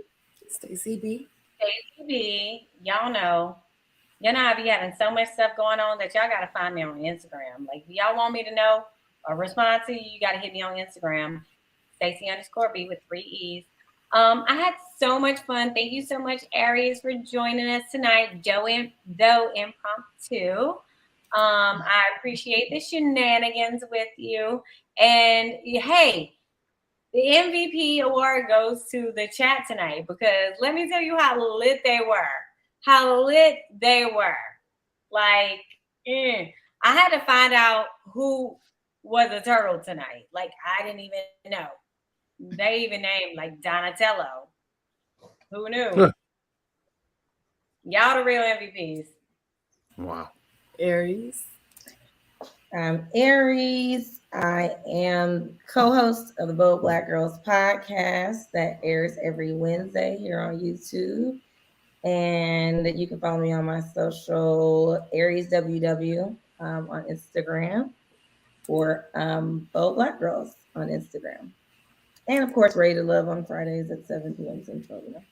All right, say that.